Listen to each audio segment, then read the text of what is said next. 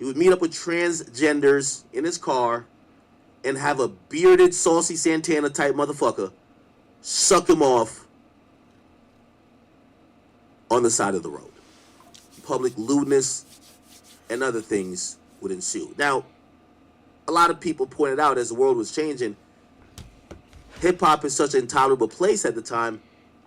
This guy who's been living a lie, if he wants to go buy some transgender man bussy, why can't he do it in the comfort of a hotel? Well, maybe someone who works at a hotel might see him walk in with this transgender and be like, oh, you're homosexual. Why can't he do this in the comfort of his home? Well, he probably has a wife and he's been living a lie. Why can't he do it somewhere else? Well, he has to stay hidden, and that's why he got arrested. But what does that prove to y'all? Wendy Williams was right. Wendy Williams was trying to have the conversations about a culture going on that nobody wanted to accept or even discuss, and she was 100% right. I'm going to keep bringing it back to Jay-Z. I don't know if Jay-Z did nothing. Jay-Z might really just be a guy who people want to see him go down. I don't know, but I wasn't around. So all these people, when I keep calling out my peers, I want to hear y'all talk about it. What do y'all think about his dating practices? How he got close to artists who kind of needed him more in the music capacity, and we heard that he's pursuing them romantically at the cusp of 18. Was that the standard? Because what people don't want to admit is that all these people, they'll be super judgmental on the current folks, the current youth. But nobody finds it odd that Russell Wilson, or not, sorry, another Freudian slip. Not Freudian, actually. But that Russell Simmons was in his mid-30s and he was pursuing 16 and 17-year-olds. Crazy. That's not the conversation. Was he just the oddball? He just gets to chill in Bali? Was he an oddball or was that the culture?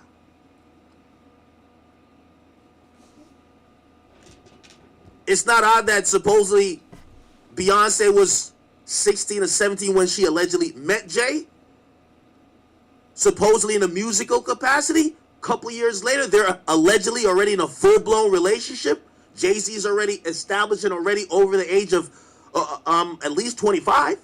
That's not odd. No one wants to talk about that. There's no conversations to be had about that one, right? I'm talking to you about a culture.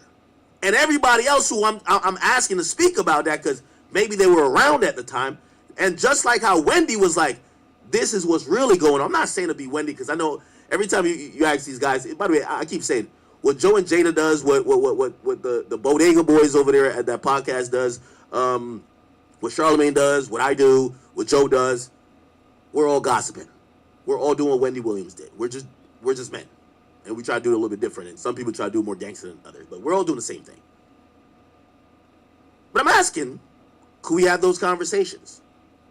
What I believe is being suppressed is that there is an era of hip-hop where there was a lot of pervy, sexual deviant, not only behavior, but relationship that seemingly were predatory and also can you hear me when I'm talking? On extreme grooming. That is often ignored because most of these people involved in this act, they are either now moguls, they've been removed from this industry, and even reshaping or framing a narrative around some of their behavior at this point would ruin an era. None of these guys want to come out and say, yeah, there was a lot of creeps that were the executives. Straight up. Now, I'm one that's definitely going to say don't believe every allegation. But I do think if we have 15 allegations, 30 allegations about people during a specific era, maybe we should start having a conversation about the culture that existed then. How did no one then say anything? How does that come out in 2000? They're all pedophiles. All of them. They always been. How does all the dirt from the 90s come out in 2015? Maybe the people that were in or around in the 90s and early 2000s in this industry either were complicit, exactly, either or still disgusted. Exactly. That's only the conversation. And I'm we thinking that live, can be Act. had, but it won't be had. We thinking, yeah. Now, when Kendrick Lamar says something, right? Kendrick Lamar says your academics is compromised. Nah. We all kind of understand what he's trying to say. You biased, like, nigga. yo, that's Drake's hope. You're a dick rider. Yeah, you're a dick rider. We're not gonna get a fair shake over here, but whatever. Yeah, cool. Yeah, you're a dick rider. Fuck with him. At least that's how I took the bar. It was just like, the truth, that's though. usually a really guy who will be in the middle, but I could see he's gonna be on Drake's side. He's compromised. Well, if that was, allowed and excused, are y'all not compromised for Jay-Z?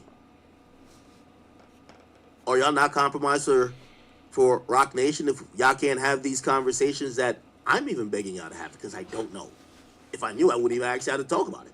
Because I talk about shit that niggas won't talk about. But I wasn't there. So I'm the person who now every single time an accusation comes out, I'm fielding. I'm like, is this all right? Why the hell is his name in the Epstein's files? Now everybody runs like interference. They know what interference is. They try to get ahead of the story. Hey, y'all are stupid to even believe this. Y'all are fucking stupid. Get some brains. Low intellect. Y'all believe anything. It's an unsubstantiated rumor.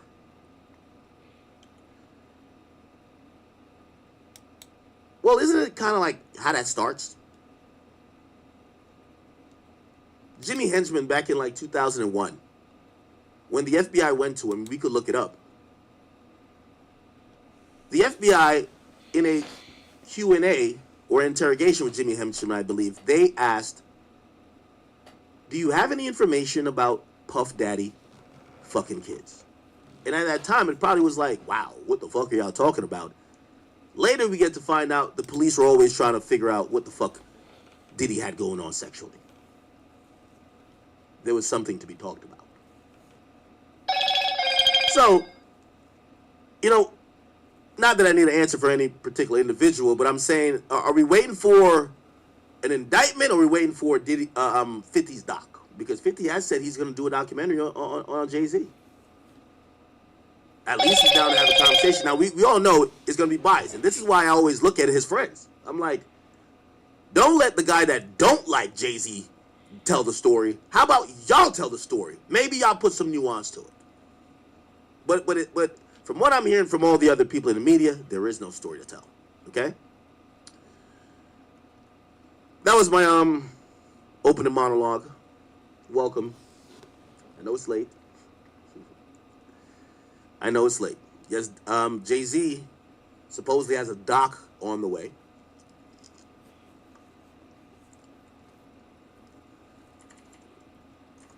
$50 Cent says he's going to make a Jay-Z documentary.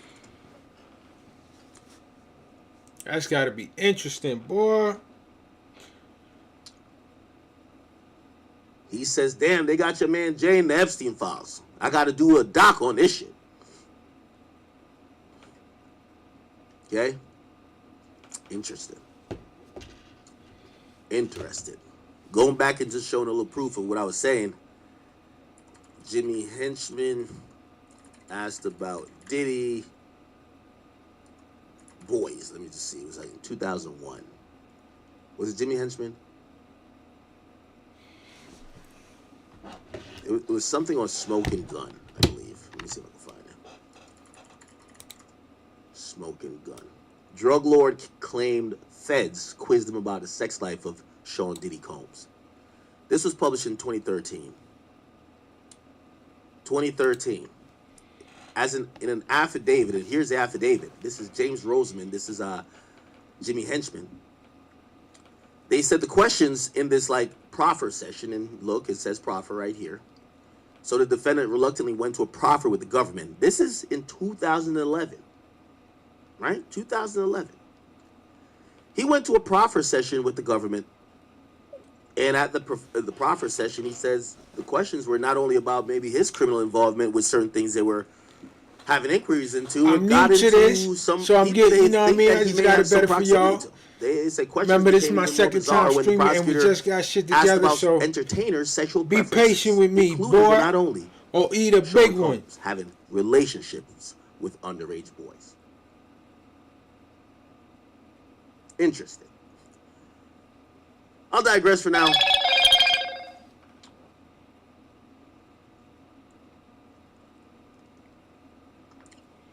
But the conversation won't stop.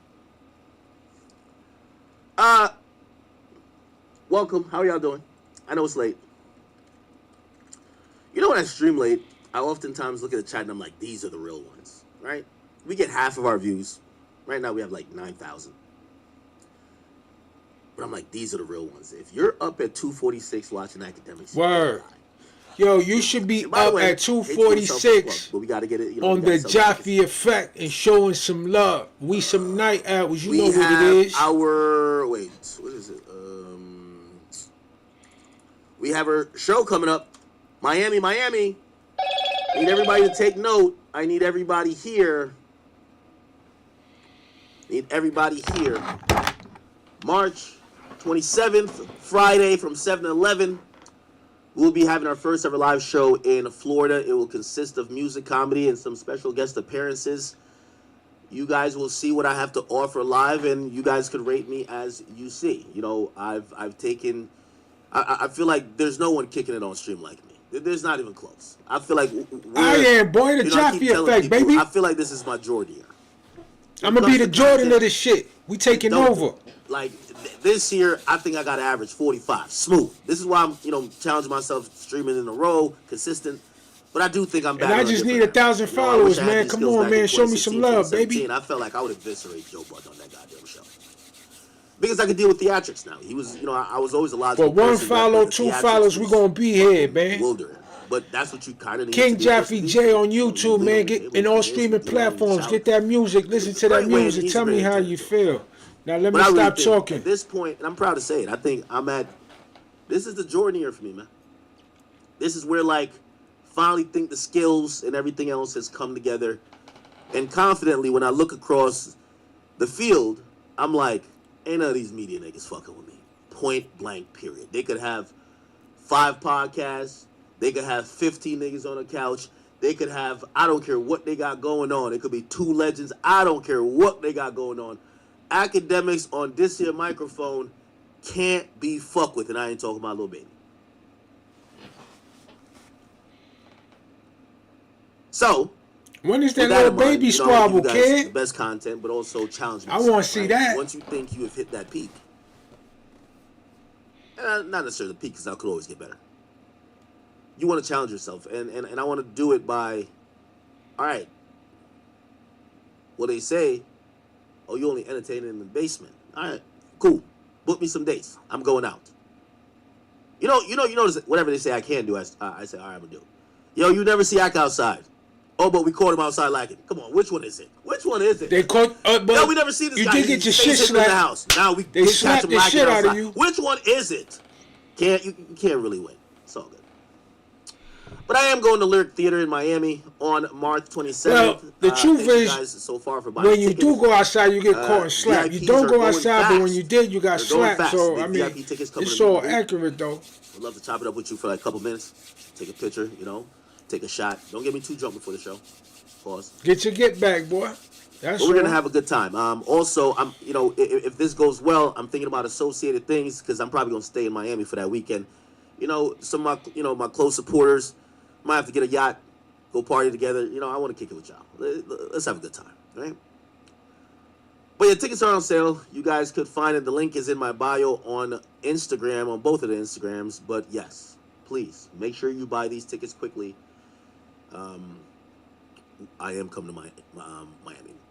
Other shows to be announced soon, and I do hear from the underserved places saying, hey, Ack, are you coming here? We're either going to make it there this year or next year. Don't worry. I want to meet y'all. Okay. Anything else? Oh. Well, I guess we should probably start here. I need a bartender in here, chat. Run out of my little secret juice and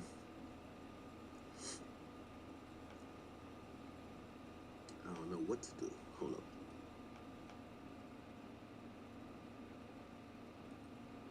Okay. Loading up the chats here as well.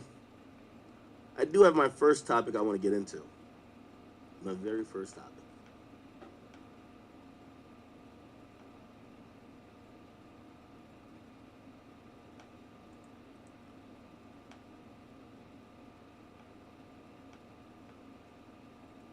Is this gonna load? Give me a second. I'm sorry for the, I hate dead air. Hold on. Okay, here we go. Shout out to everybody on King Academics. Oh, thank you for becoming a member. You guys should become members, please. Let's keep this going. We're leading in the aspect of hip hop media and how we present it. We do it in a live version, a live format, and when you guys think about development, I hope I don't know if I ever told you guys this. When I first started doing videos, I was trying to figure out the voice, the cadence, and everything. I did some writing. I used to write, and by the way, I think I'm an amazing writer. Like if I wrote some shit, like that monologue just now, I didn't write. But that's to show how far I've come. That's why I think I'm really that nigga now. I used to write a lot of that stuff. So like even I used to do like a 5-minute video. Some of that stuff was written, like not fully written, but I would just have like make sure I had some jokes. I'd make sure, and I would kind of like look down and kind of like now. The beautiful thing about live, everything is just freestyle. Now I might be scatterbrained sometimes, but like, you got to do it live. This is why also I want to go out, because I'm like, maybe at that time, a lot of what I thought was my greatness was coming from me being prepared and writing. Now I'm riffing and I know how to like, just be witty and get shit done, right? Mr. Chronicles, thank you for the 2. It says, body that act. Yeah, I'm going to start doing like, opening monologues. Let's treat it like SNL, right? He says, talk Cam suing J. Cole. I will. Cam addressed it too, so we'll lean into that. Yeah, and somebody says, a Solo Vision says, are you allowing media passes? Me and FYBJ Main. Yeah, holla at me. We want everybody in the building. Everybody in the building, okay? Okay, great. So, I want to start off today. And let me just take a shot with y'all. Let me check the Academy real quick. By the way, shout out to everybody who's on Kick. And, of course, my people on Rumble. But let's take a shot, and we're going to roll into this. I like that monologue feel just now. I liked it. Here we go. So we go here. I'm just checking the channels for, chats and whatever. Gotta make sure you guys are acknowledged. Okay, so somebody said call Jaw Morant. Oh, man. CNG Dusky, or Duskio, thank you for all the gifted memberships. Star Status Chris, damn, my boy, big boy. 10 gifted memberships on the Academy. Academy's always busting, huh? Ghost 87 Hill, what's up with you? And also CNG Dusky, thank you again. Infa Madoff, thank you for the 2. And he said, Biggie! By the way, they try to crucify me when I try to have the conversation, was Biggie gay? I don't know. I wasn't around for the time, but his DJ's gay. The guy who signed him liked to play with man semen. He was rapping about sucking his daddy's dick because a girl looked so good. Maybe he was homosexual too. Don't kill me, but maybe. Let's talk about it. He seemed to be flirting with this idea of homosexuality a lot. Nobody wants to have the conversation. I get it. Some people are protected. He's a legend. Don't talk about him like that. Okay, cool. I think the Jay-Z topic is so like fickle. People feel like I'm trying to tell them that they should be grabbing a pitchfork and say, throw Jay-Z in jail. Not the furthest thing from that. We just want to have qualitative conversation. And maybe the conversation comes back with, nah, Jay was a real nigga. He was normal. Like, he wasn't fucking with no little girls. What are you talking about? Let's have the conversation. Yesterday, I saw the K-Bots. They were on the timeline. You ever seen this video? It's a really popular video.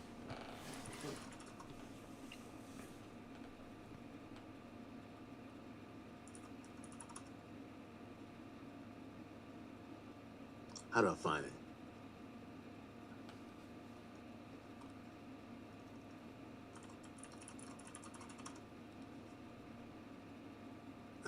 I'm trying to find it. Hold on. Yeah, right here.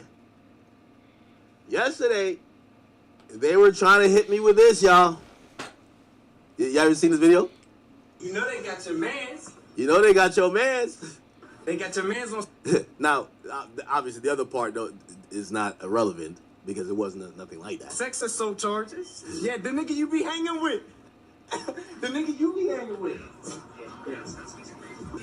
Oh, sex offender. And it was your man's. He was your boy. So, obviously, it's not about sex offense stuff, but, you know, yesterday I was seeing a barrage of messages. The K-bots were back in my mentions. I was like, what's going on? Is Kung Fu Kenny dropping again?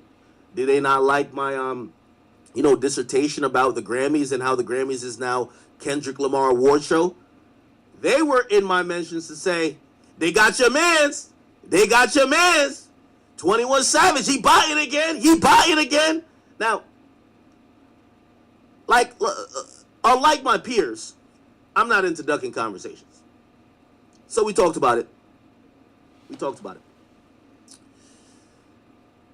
My idea then, and my idea now, and I get what you're going to say. You're running interference just like how you've accused them of running interference with Jay-Z. I said, it is conspicuous if streams are removed. It is inconspicuous. It looks a little odd. I don't know what to make of it. But I am not defending it. But I can't qualitatively say what it is. Right? Is it botting? Is it a recorrection of the algorithm that may be overcounted?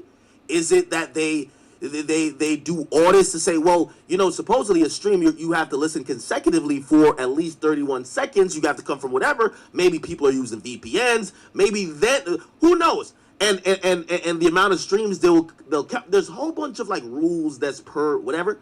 Maybe they're audits. We don't know. So we see streams get removed. Now I'm not defending the idea of someone botting if it's my homies. I'm not that guy. Even though I have said on the record, not defending it, but on the record, I do understand. I believe to compete, botting is required because everybody else is botting. We're in the steroid era. So while I might not defend it, if someone did bot, I do understand.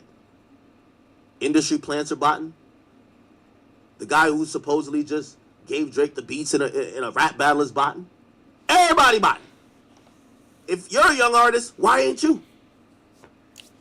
If you found out LeBron James was using steroids and you're now like a 30-year rookie, or not rookie, but like you're a junior now. Go check my YouTube. I don't have the money to buy. He's on roids. We got prescription P. What the hell is Paul George on? One of my songs been used over 500,000 times on TikTok. Much love, boy. Real shit. What you think you finna do out there? Oh, I'm just natural. Shut up. Take the morals somewhere else. I told you, I said it last time, I said, yo, if botting is the way of the land, Drake's stupid to not bot. Fuck it. Now, I've said way before we knew a little bit more intimate details about botting, I said, based on what I know, there's an average inflation of 20% across all artists that labels are probably going to employ while rolling out a record. Through their marketing schemes, and that's not necessarily buying, but it's just overinflation based on certain things. It could be paid playlists, that's not botting, but it's gonna get like almost artificial listens just because it's on a paid playlist. That's huge. So it's gonna inflate. So I think there's a 20% fluff. So the idea at first when we were looking at numbers was, how do we find out the real? Now later on, I kind of like admitted, I said, it's too hard to tell at this point. You got to see, do these motherfuckers bring people out? And even then, that's a different stat because there's people that have a lot of, like, think about the SoundCloud era. 6ix9ine had 2 million people on live. You think 6ix9ine could fill an arena? I don't think so. It's my guys. I don't think so. I don't think he could have done that. No, maybe he could have. But could he go on an elaborate tour like what you're seeing now? No. Lil Pump had all these type of, crazy, like, analytics on his Instagram, but what did that equate to? Like, was it massive streams? Not necessarily. So it's kind of hard to really quantify what is real numbers, right? What is real numbers? Because the metric, some people would say, well, your tours need to match your sales. Well, some people don't really go on big tours, right? it's really hard. It's like this really complex thing of you trying to figure out, is the consumption of the material, is the numbers we're seeing, how overinflated is it? Is it completely fake? And in the case of some artists, the ones that we call industry plants, are the numbers only there to convince us there's something that is not there, which is some steam and some motion? We're in the steroid era. It's getting really complicated. I'm one of the people they blame, even though, to be honest, if we really want to go back all the way to the origin, you got to blame 50 Cent. 50 Cent brought Nielsen SoundScan, brought the document on Hot 97 and read out all the sales of his ops. Yo, these guys are flopping. They're nothing to me. I am the biggest artist in the world. That's what 50 did. It gave fans a new type of understanding of what the industry was. It wasn't about the feel of the music. It wasn't about what you perceived as success in terms of, hey, I'm in a nightclub, I'm hearing this Ja Rule record, everybody's going up like, where would I be without my babe? It was about Ja Rule sold 70,000, I sold 1 million. We now put in perspective, Ja Rule's nowhere near 50 Cent. Obviously that, I'm a math guy. Everybody knows I graduated with a biomathematics degree out of Rutgers University. I also graduated with a sociology major as well, but who cares about that? I use that to keep my grades up for the other thing. Really expensive degree, never really used it a day in my life, but I try to employ it in research, and I employ it in, analyzing analytics to not only help me and my media brand, but also kind of break down the game. So we're here trying to figure out what's real, what's fake, what's what. We're at an interesting point.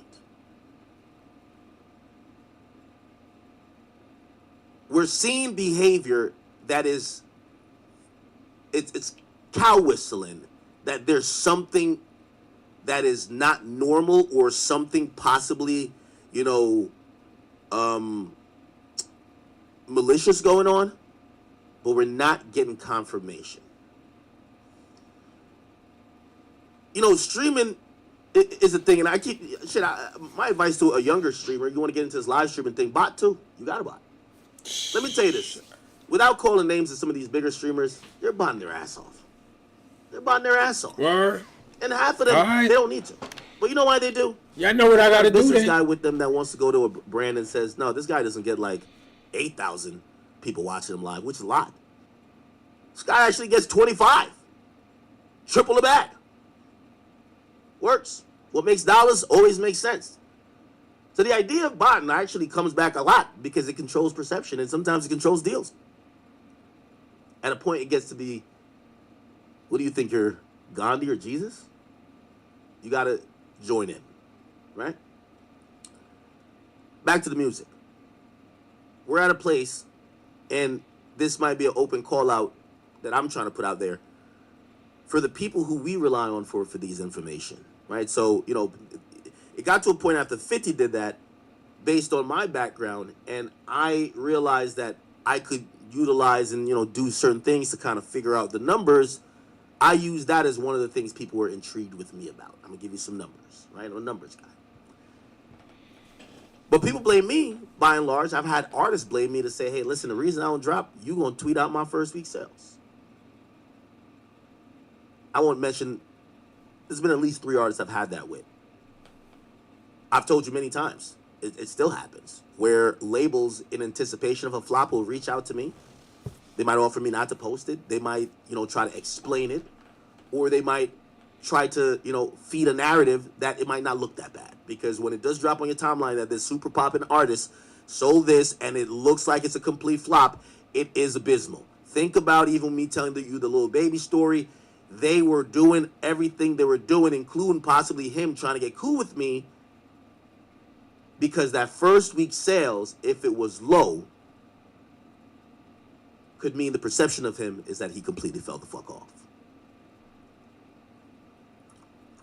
You even have Lil Baby responding to a YoungBoy fan page recently when he dropped what's called the leaks. Now, if you guys don't know, the leaks dropped, and it was projected to move only 14 or 15,000 in the first week.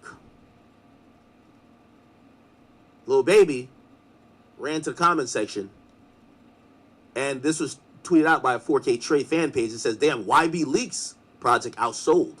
And it says, shocking. Baby ran to the comments and says, that was one day, not the first week. Crazy. So numbers do control a lot. And these artists, they're fragile. Not only because of their own ego, but because of the perception of them. Completely get it. So what has it turned into? The analyzations and the numbers aspect. That's why we launched Chartdemics, because me as a full-time media personality, I don't want to do ESPN of numbers of musicians, but we should have a realm of what we do in our media company that covers it.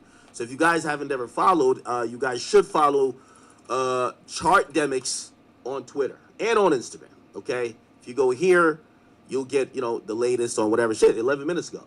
Yeet, Come and Go is now certified officially gold. If you want to figure this out, I used to tweet all this out myself, but I realized, there's much more important things. I can't send out 5,000 tweets every day. Don Toliver, Octane, it's on pace to sell 120K first week.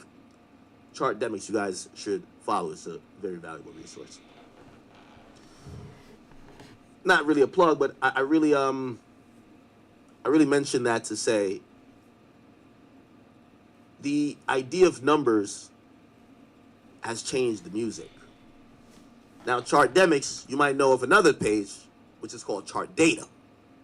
That page, it does really qualitative, but like it does overall, not only hip hop, pop, everything. You'll see them talk about Beyonce, Ariana Grande. They give really good stats about what's gonna happen. Okay. There's an updated preview, by the way. They say Don Toliver might do 135. Okay. All right, Don. Here we go, though, right? So, and let me try to speed this up a little bit. Fan pages are invested in these numbers. You'll see a bunch of, what is this? I don't know, Ariana, Olivia Rodrigo, Sabrina Carpenter, Travis Scott fans, Bad Bunny fans that are all under these posts, like really like, yes, our favorite artists are doing great numbers. Like this is a post about Bad Bunny earning 74.7 million streams on the day following the Grammys, and you'll see a bunch of his fans there. People are commenting. So fans do care, and I guess a lot of the industry, at least rap industry, they blame me for over promoting and making that a thing, but it is what it is. I feel like we're always going to get there. We're in the age of information. Now I say that to say I'm also here to acknowledge we're in a confusing time.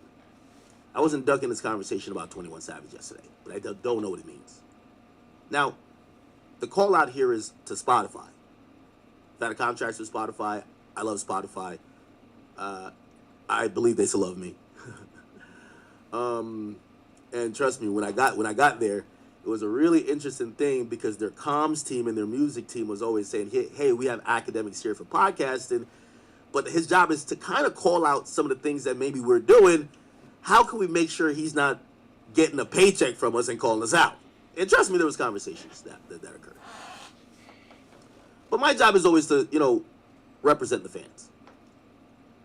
So when y'all mentioned 21 Savage, and we could bring it back up, 21 Savage.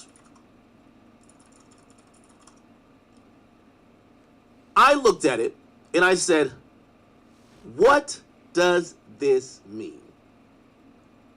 There was 25 million lifetime streams removed from the album. What does it mean? The K-Bots were quick to say, they got your mans. They got your mans. Hey, they got your mans. People said, hey, call a spade a spade. You've been saying bot like us, the K-Bots, we caught your man botting. Now, as I said, I think everybody should be botting. But I'm not going to defend botting because I do think it's unethical, but if everybody's cheating, you got to cheat too. With that being in mind, is this botting?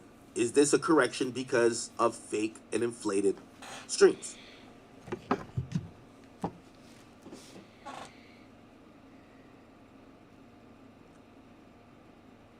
I'm looking to Spotify to give us clarity.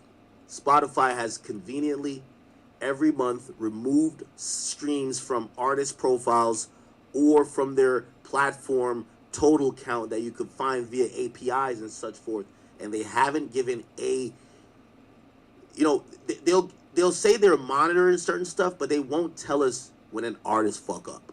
Why? Probably because the label says if you call out our artist, it's going to do way more harm than good. So they just remove streams and it's quiet. But with that, there's no punitive effect. We don't know who's doing what wrong, and we don't know if they're getting punished. And because there's no call out, there is no embarrassment factor. So it's left to like people who are evaluating these streams to figure out who is doing what. So when this comes up, people run to me to say, is 21 Savage botting? Is he botting? I don't know. I don't think so. But I don't know. Here's why I say I don't know. Is it weird? Kind of is weird. But I'm the person that always remember this about me. You tell me the rules and I apply it to everybody. Right? Now, I will say, Savage didn't reach out to me. I didn't get a chance to get on the phone with him today. I was really, today was abysmal. Today was abysmal. I can't lie to you. Savage, but he did message me. He was like, you know,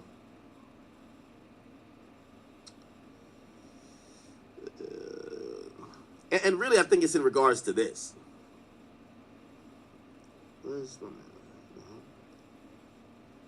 Yo, he says, yo, the shit is cap.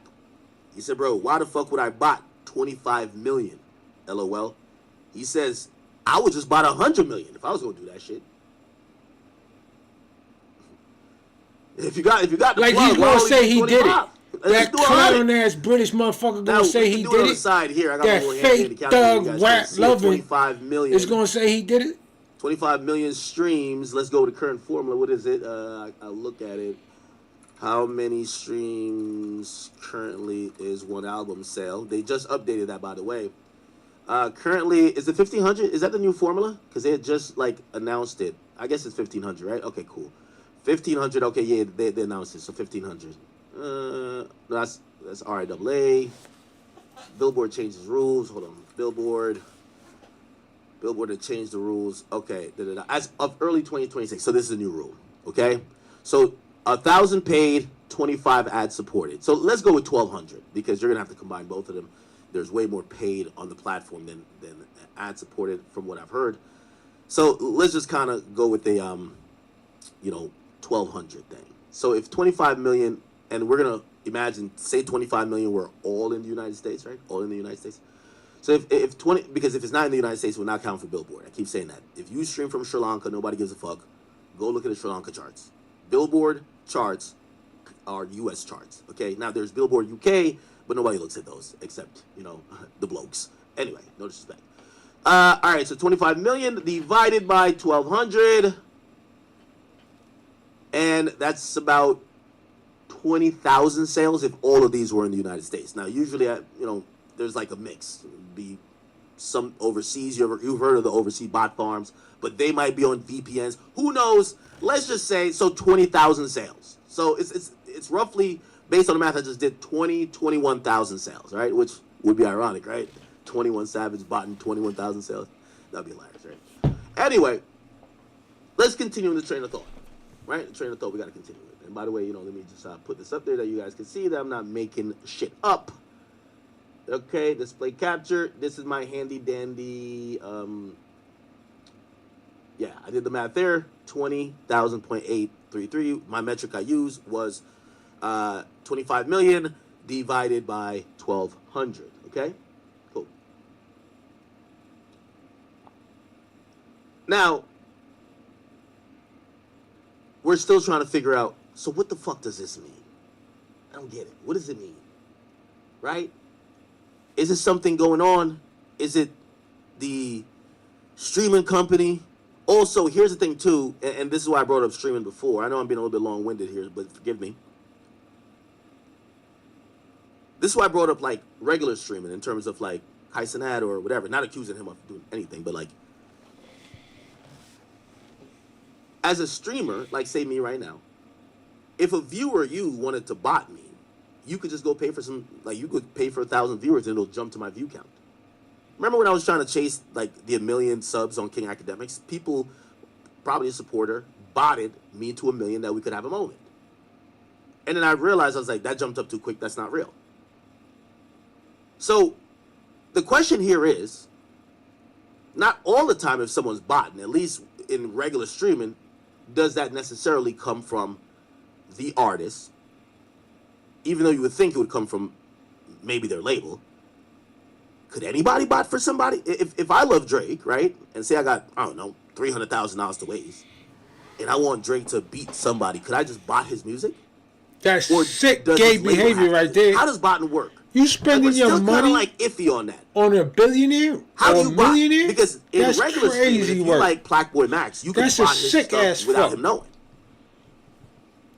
Could you do that for music? Is it something where if, let's say 21 Savage's music did get botted, that he should know? Now, 25 million? Come with he botted that penalties. Shit. If you bot it, you should get a penalty. Flag on the play. Technical foul. Oh, that's my phone. You know? What shorty want? So if an artist has been proven that it got botted, is it them? Is it someone else? Is there a label? We're unclear. Spotify refuses to say anything. The labels have no incentive to say nothing. Billboard, because they have their own internal auditing system, they don't say nothing either. And it becomes this really confusing thing. By the way, and I could probably find the article, historically, when there has been close battles, I've only seen one time when someone threatened to take Billboard to court, and Billboard retroactively went back and changed the rankings of a previous chart. Now, the reason they don't like doing that, Billboard is a magazine. Like how Complex was a magazine. When they print something, they usually send it out. They don't want to make changes. So even if, and it gets political, labels get on through email and lawyers hit them up because these charts matter. It affects the entire industry. They'll be like, you got that wrong. You counted some fake shit. Hey, you counted these guys using credit cards, but they broke this rule. We have proof here. Da, da, da, da. And sometimes Billboard will acknowledge it, but not change it. One time I think I see them change. And by the way, Outer Love Club, I think for the 10, I know you said, did you see that they caught Doechii bot in her last single? 350K streams was removed. And that's precisely my point. Tell me the rules and I'll go with it. I'm not playing favorites, but tell me the rules, I'll go with it. Spotify won't talk to us about it. The labels won't talk to us about it. The artists are always going to deny it. But how do we, in a non-biased way, call a spade a spade? Now, the K-bots who avidly ran to me, they said, this is the proof. It could mean nothing else. Well, if we are going to say Savage bought it, let's go to our favorite industry plan. Why you always gotta throw other people under the bus and talk about other people? Yo, he bought it. He bought it, sucker. He bought it. That's why you compromise. He bought it. Received negative streams, which means it's a correction to the total stream count. Negative streams on Spotify on the 1st. Now, why does it matter on the 1st, y'all? Because supposedly Spotify every month does a correction and an audit, and they remove streams supposedly that were fake, but we're not getting confirmation. First of all, 357,000, that sounds like somebody could have done that. 25 million, that was Savage. To think this. Dick Rider. Is 21 Savage and Doechii. Do you know how many streams she gets? Are none of them botting? 357,000 ain't shit. We got to call a spade a spade. What's good for the goose is good for the gander.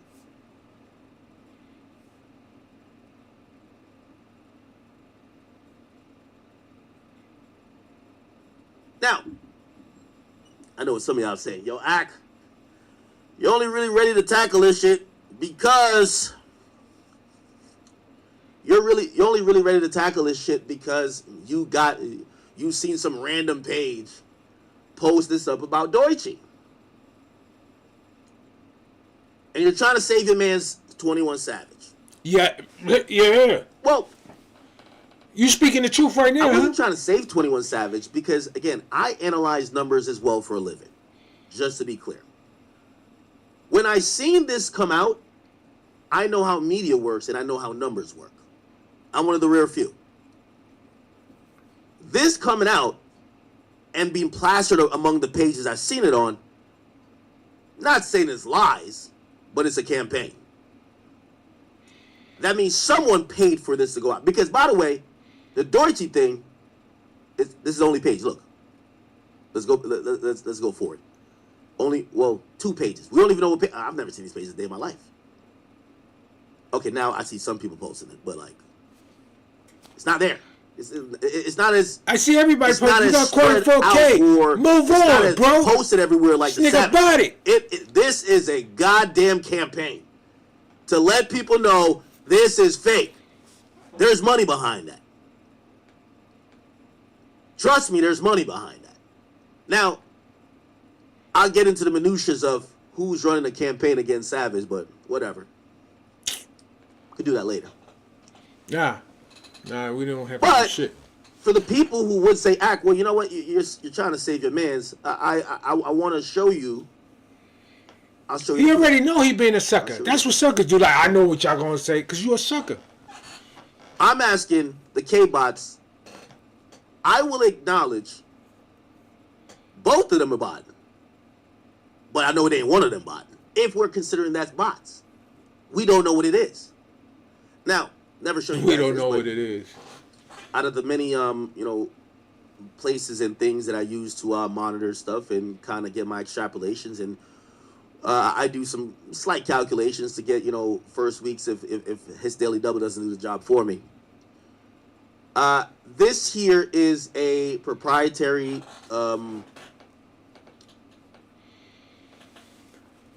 company that does data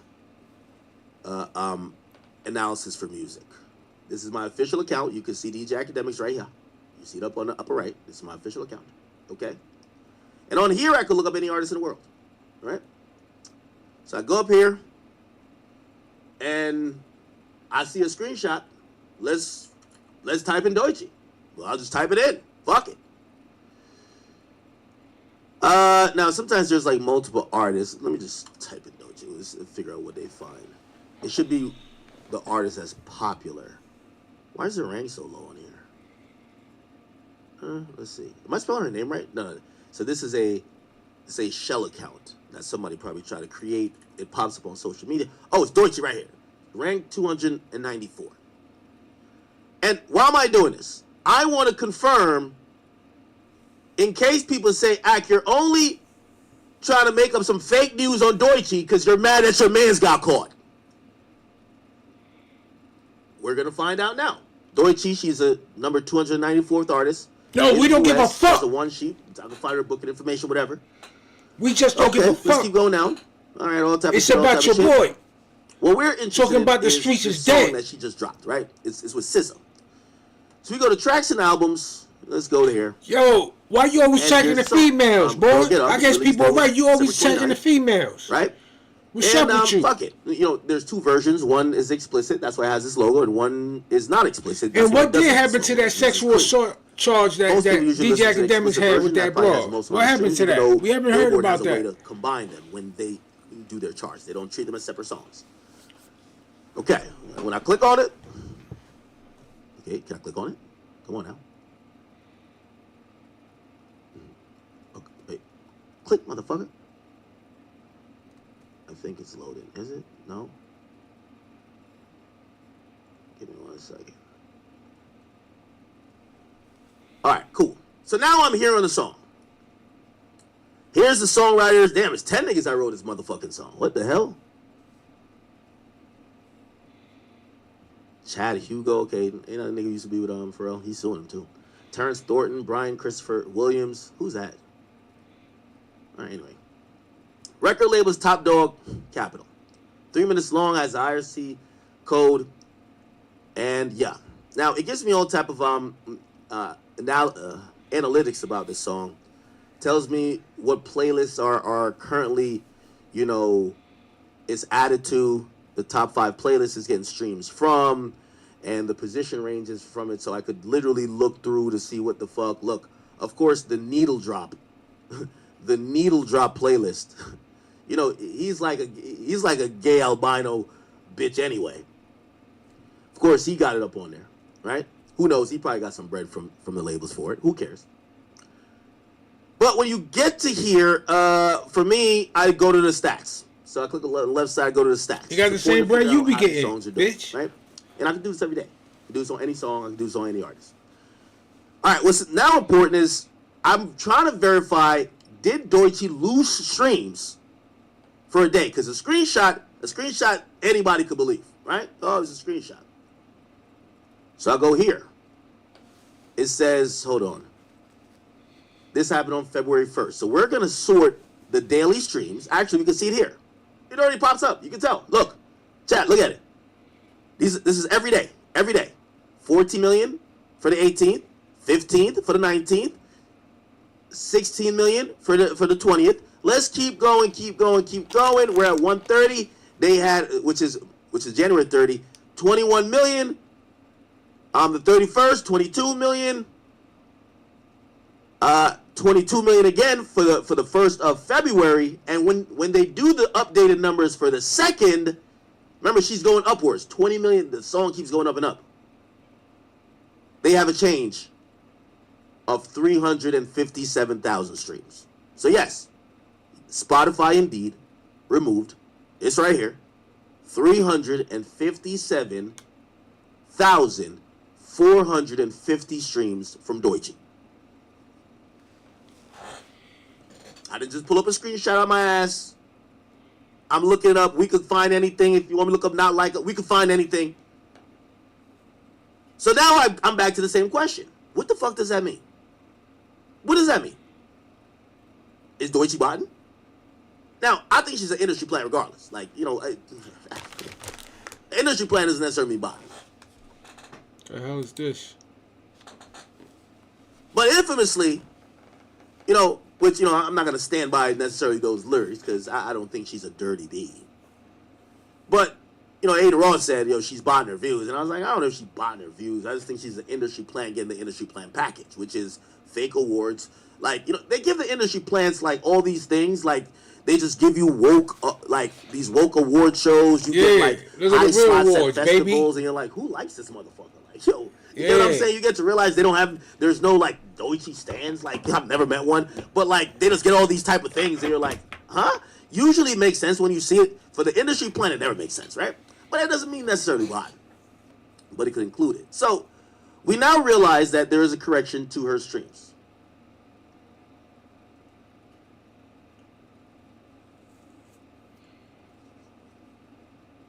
So, every day, she's gaining, right? The change is about 500,000 streams. Then she loses negative 357,000 streams. Again, I'm just asking, I think Spotify should say something. I would like for Spotify to say it across the board. Hey, listen, we made a correction to Doechii streams or 21 Savage or whoever else and say, hey, listen, we found some fraudulent activity or streams we can't verify. We will not be counting them. We will not be paying out for them. Or if it's pervasive and it happens consistently, make this thing that says, hey, this artist will not be getting supported with our editorial playlist. They're on punishment for buying, if that's what it is. But we don't know. So at this point, here's what I say to you. Either you believe they both bought it or none of them bought it. I don't know. Now, will the K-bots get online and say, well, Savage and Doechii are botting, or will they just be like, nah, Savage definitely bought it, but like Doechii, like, it is what it is. It is what it is. Let's call a spade a spade. That's it. I'm a logical guy. I don't care either way. They both bought it. What the fuck is your point? This idea of botting, we figure out. This is what these pedophiles are doing too. It's not that like. That's the shit I'm talking about. The message that Pusha T said. Oh, you on the list too. I bought themselves. Well, 21 Savage bought it. She's bought it. It's okay because somebody else is buying it. I personally. Fuck them both. If they both buying, get the fuck out of here. I can't make a definitive argument about either war. So either they're both botting, they're not botting. That's like saying, yo, he ratted too. But so it's okay if I rat. and both rats, get both these rats the fuck out of here. I'm not saying like Young Thug's a rat. Get him out of here. Fucking like computer literate, my nigga. Like yo, Savage is like tapping into the Indian. 21 Savage is a rat. You condone that behavior, you're a rat. Doechii too. You know what I mean? Doechii look like her internet literacy is just TikTok and woke shit, right? So Gunna did bad, but he didn't rat. That's not right. Maybe TDE got the bot for him, right? Maybe it's TDE, right? He just got stupid, said some shit I said, but you help. That's not right. Maybe Spotify tells you, and probably should, because Spotify probably has to let the label know we're removing streams and got to tell them why. So they had to tell, I believe, is it Interscope? I don't know. Wait, hold on. It's going to say what label she's on. Spotify is going to have to say it. So Punch, you come help us out. Maybe they've given you some course. Share the email, my nigga. What'd they say? Well, why are they giving her negative streams? Is it botting? Is it an error on their side? But something doesn't sound good. It doesn't smell good. From either or, right? And I'll leave it there. Yeah, let's move on, Capital. G. Oh, okay, so it's TD Capital. It's not Interscope for this, okay? All right. Yeah, let's move on. Enough of this shit.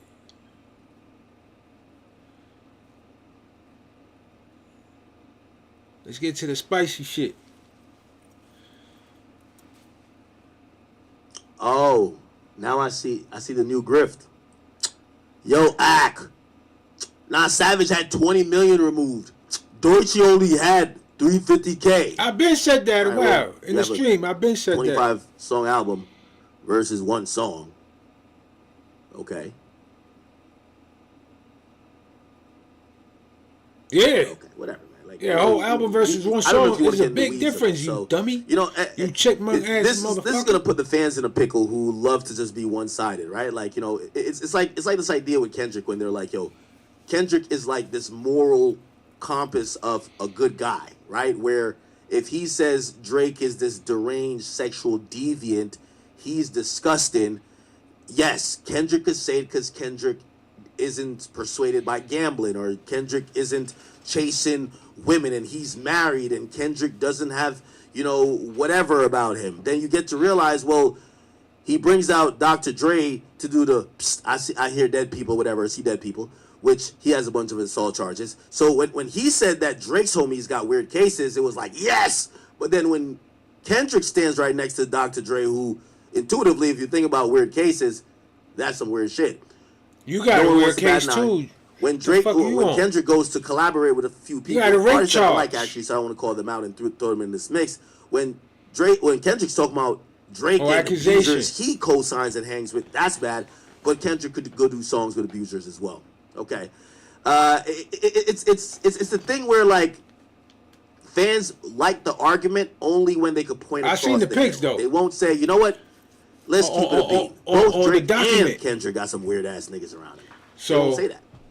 They rather yeah. You raped that girl to make it that it's only about one. Let's call it what it is. TDE, their top brass, no pun intended, they're facing civil allegations in a civil suit about sexual harassment. About sexual assault, civil suits, weird cases. Yours is rape. What is to be said about Kendrick Lamar? Should I say crepe? We can't say, oh man, YouTube about to burn me. Again. I'm new to this shit. Fuck it, I'm gonna keep it a bean. All right. Let's keep it going, man. They ain't gonna pump my shit out anyway, B.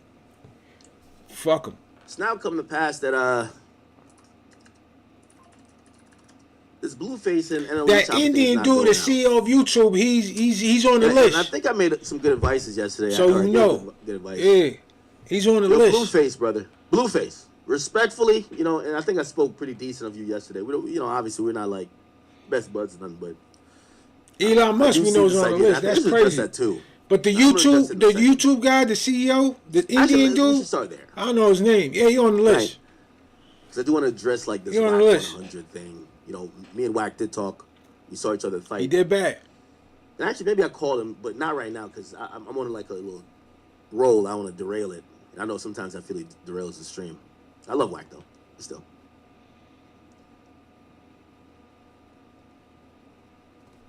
However, I want to be very clear. Oh, the first before I say that, Blueface, you got to stop being a bully, brother. You get what I'm saying? How's he a bully? He got dissed. Blueface, you're 6'5", like 270. You need to go fight Deontay Wilder. Nah, okay? He dissed him. He got to throw the fade. Homies. You can't run your mouth and then say the dude you run your mouth on is too big. You don't want to fight. Say, NLE, if you're an idiot, you'll entertain that. There's nothing wrong with ducking a fight. Like if I was that retarded nigga, little baby, I would be like, yo, bro, that nigga got a working brain and hand-eye coordination. I'm not fighting. I'm good. But of course, the ego of a street rapper sometimes will put yourself in precarious situations. You know what I mean? We all got to pick and choose our battles. Nah, you just a bitch. I mean? Like, it is what it is. I don't think Soulja Boy should be fighting Blueface. I don't think NLE Choppa should be fighting Blueface. In reality, Blueface one of them big-ass motherfucker. Like, you know, I'm not trying to evoke violence into this, but you don't fight this type of nigga. You ain't on the prison yard. The fuck? Oh, let's meet up and squabble. No. You're going to meet up with something else. No. You know, Blueface just, I don't know if you think he was in an incubation system or, you know when Goku used to go in the hyperbolic time chamber? He went to jail, he caught like 1,000 fades. Now he's out here trying to bully these guys. I don't like that. I don't like that at all. NLE, let's squabble. They ain't homies. Blueface, you got to pick on somebody your own size, brother. Okay? Or go, you know, shit, we've seen you box professionally. Go fight, you know, since you love using them hands so much, go fight one of the professional fighters, right? I think even Swaggy P is going to fight soon. I got Blueface. Blueface, really, I think he can fight. Anyway, before I get to the topic of him and NLE, I do want to address, you know, this idea and what I spoke about with WAC 100. It was clipped, I won't say that necessarily out of context, but people took a piece of what I said and they ran with these salacious titles to say, I am accusing WAC 100 of completely robbing Blueface. Now, you know, I could probably play what I said, you know, just to make sure I'm holding myself accountable and not trying to, like, change the narrative. But also I want to play what WAC said in response to it. And maybe that's fair, right? Let's go. Academics, Blueface, WAC 100. Let's see if we can find that clip. So I want to be very factual about it. Here we go. Was it this? WAC 100 has issued a warning. So listen, I'm gonna play. What the fuck? YouTuber with us. What the hell is this? Here we go. It's a conflict of interest. You know, I'm not gonna get into business, but I always knew Blueface was pretty stupid. I'm gonna tell you why. Blueface is signed to WAC 100 and managed by WAC 100. Let me tell you how this works. When you sign to a label, they take at least half already. Then you're getting managed by the guy who owns the label. So of your 50% that you're getting, or less than 50%, he's still taking at least 20% of that too. It's double dipping. You get what I'm saying? So you never sign, you never get managed, or you don't have a management company owned by the people that also sign you. Okay. Now before I address and kind of like, not necessarily clean up what I meant or really fully explain, I do want to give WAC 100 the opportunity. And he did respond. He responded here. Was it here? Academics claims that you've been stealing money from Blueface. Yeah, I got on his ass about that. That was crazy. So for the record, he said since Blueface is signed to you on a music level and managed by you, that means that you're essentially taking like half of his money. Here's the thing with academics, when I talked to him, I said, have you ever done a contract with anybody musically? WAC never said that to me, and I absolutely have. I literally have a joint venture, just like I have a joint venture at the Academy Records that falls under 10K. Used to be under Capitol, and now they send me notice they're under Atlantic or AMG, okay, which is a newly formed thing. Elliot, which is the son of Lucian Grange. The deal I did was with the son of Lucian Grange, which is Elliot Grange. It's on 10K Projects. It's there. I'm signed to my own label, right? Which literally I had to sign that myself, and also I signed another person as well. And also I've offered contracts as well, but that's neither here nor there. Would I say I have more experience than Wack with doing contracts and stuff like that? I would say no, because Wack has worked with a lot more people, clearly. No, I said, what are you talking about? Well, I'm looking at Finesse. Finesse's contract, he got 4 or 5 people. I would never allow that to happen with none of my clients, because I know too many direct people. But who is it? It's Bag Yo. Oh, so he originally signed Mob Ties. and then Mob Ties. JPE, which is the dad. You got Atlantic as the mother company. So that's 4. And then him. You see what I'm saying? So his 20% is really probably 20% of a 40%, which is really like 8%. This is where Act gets shut down at. He said Blueface is signed to me, right? Blueface was signed to Cash Money West. Cash Money West is owned by who? Birdman. I just oversee that division. Uh-huh. So what the fuck are you talking about? Academics claims. The reason why Wack is really good is that he has a way with words, like any great media personality is. That's why I think he's one of the top media personalities. I want to make some corrections to what he's saying. It also probably helped clearing up what I was saying. I don't know the full details of the business between Wack 100 and Blueface. Anything I'm saying it in general, even though based on what we've heard publicly from Blueface's own mouth on interviews and even recently, it feels like what I said matched up with what was going on. I don't have the contracts. I haven't looked at Blueface's stuff, so I'm going off of what they have said publicly, what we perceive, and how that should be interpreted. Here's the very premise. The premise is this. If I do a contract, like put it like this, this happened with the Offset like QC thing.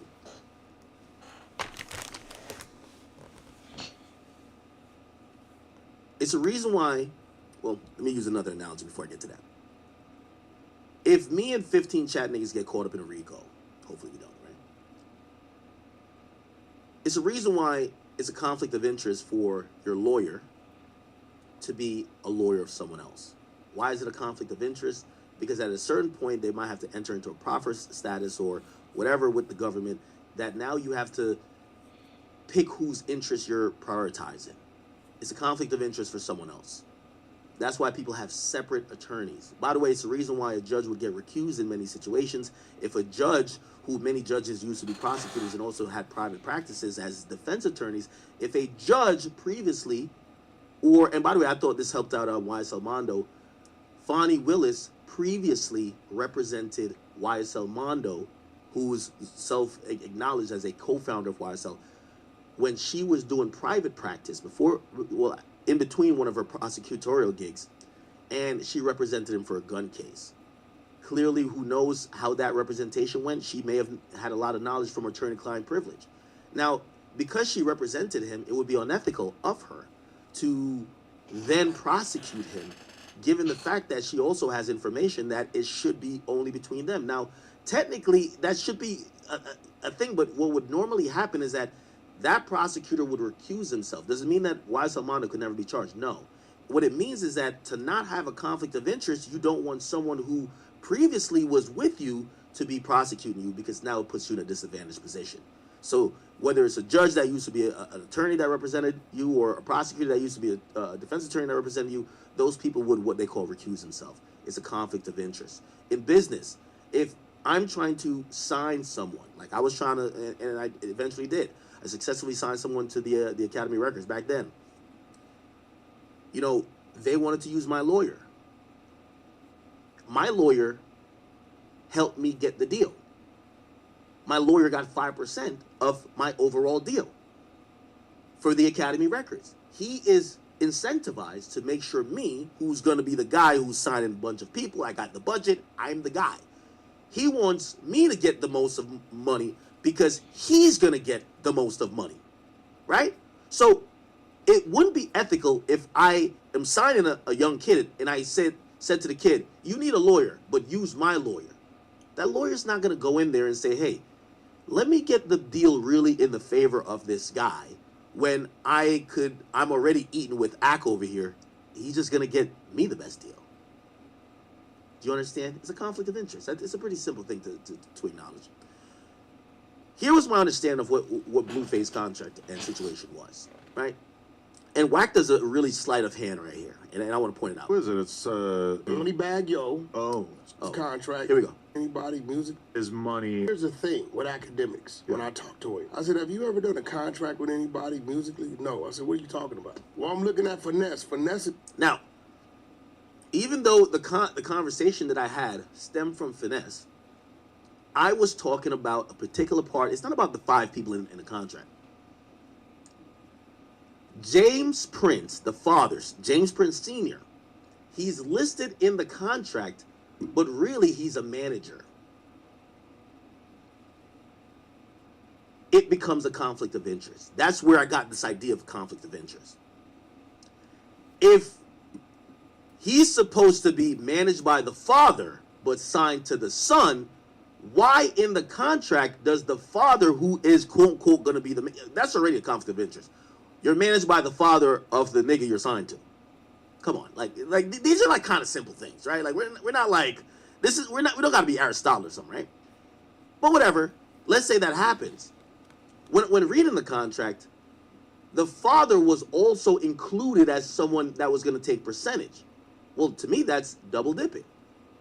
How are you the manager, and how are you also in the contract as the person that will be getting some type of proceeds from the music, as if you were a label or, and this is the important part, a production company. Now, I'm going to explain to you a little bit of music shit, because Wack is going to over-talk it right here. Listen to Wack. His contract, he got 4 or 5 people. I would never allow that to happen with. Okay, so I explained that part already, right? That's not the amount of it's not about necessarily the amount of people.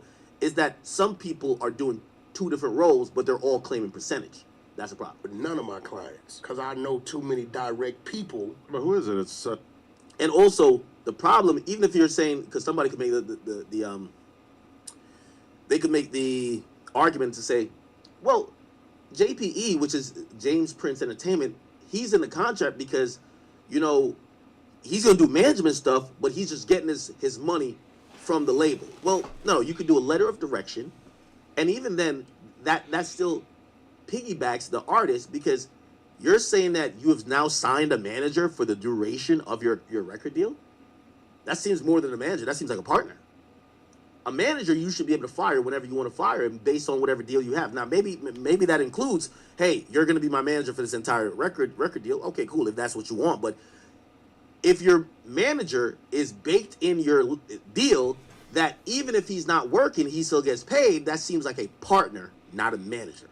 A manager gets 20% off the top when he does services for you. But if your music does well, you know, and you had this deal, and whatever that comes from this deal, if he just gets paid no matter what, that sounds like a partner or an investor. But, you know, I'm trying to show you the sleight of hand of, you know, Wack speaking as if people don't understand, like the music industry is so complicated. Money Bag Yo. Oh, so he originally signed Mob Ties. and then Mob Ties. JPE, which is the dad. You got Atlantic as the mother company. So that's 4. And then him. You see what I'm saying? So his 20% is really probably 20% of a 40. Okay, and this is where Wack does the talking, you know.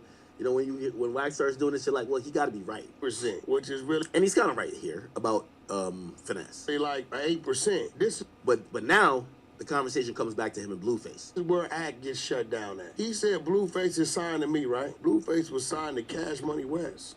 Okay. Now, this is, you know, I'll acknowledge I don't know the full details or all the intricacies of his business, but I'm going off what I always heard Wack say. So Cash Money West is Birdman's company, right? That's kind of ran or overseen by Wack 100, or was, I don't know if currently. But just like how Atlantic, Uzi's quote-unquote technically signed to, Uzi's really signed to Generation Now. That's called a production company. Wack 100 is leaving out a step. Yeah, Blueface is signed to Cash Money West. If you're an artist, holler at me, baby. 3CF Productions, boy. We through a we it, boy. Which is we got the beats. Production company. So technically, Killer Beats. We got the writers. I'm a writer. He signed his rights. Let's to get Cash it. Money. Now, I Holla could be wrong. I haven't seen his contracts. And, you know, shit, you want me to go back on my trusted site? I could go back on my trusted site. and pull up Blueface's name, right? You could pull up his name and, you know, give me 1 second. I don't know. Let me go find some tracks. Hold on. I'll put it on screen when I find. What was like his biggest track? Is it like? Okay. Here we go with this.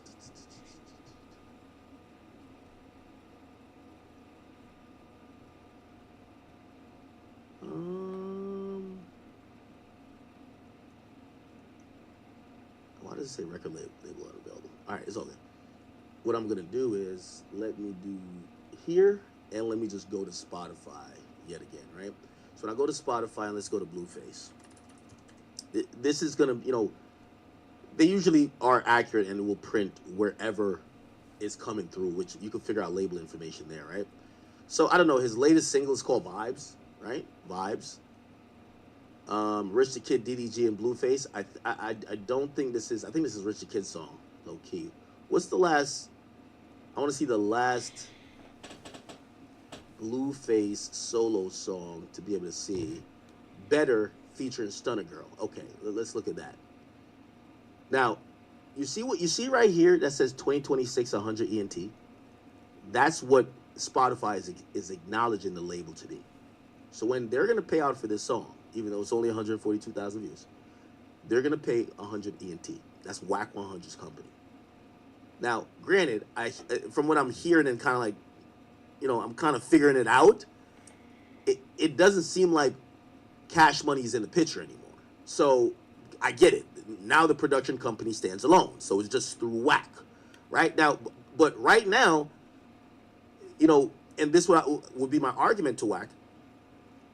Your last song is dropped through a quote-unquote record label that you own. How are you not his label? He could just upload this to TuneCore without you. If you're not his label, it shouldn't say 100 ENT. It could say on Schoolyard Crib. When it says this, it's because it's going up through you as a label. That's how it works. You get what I'm saying?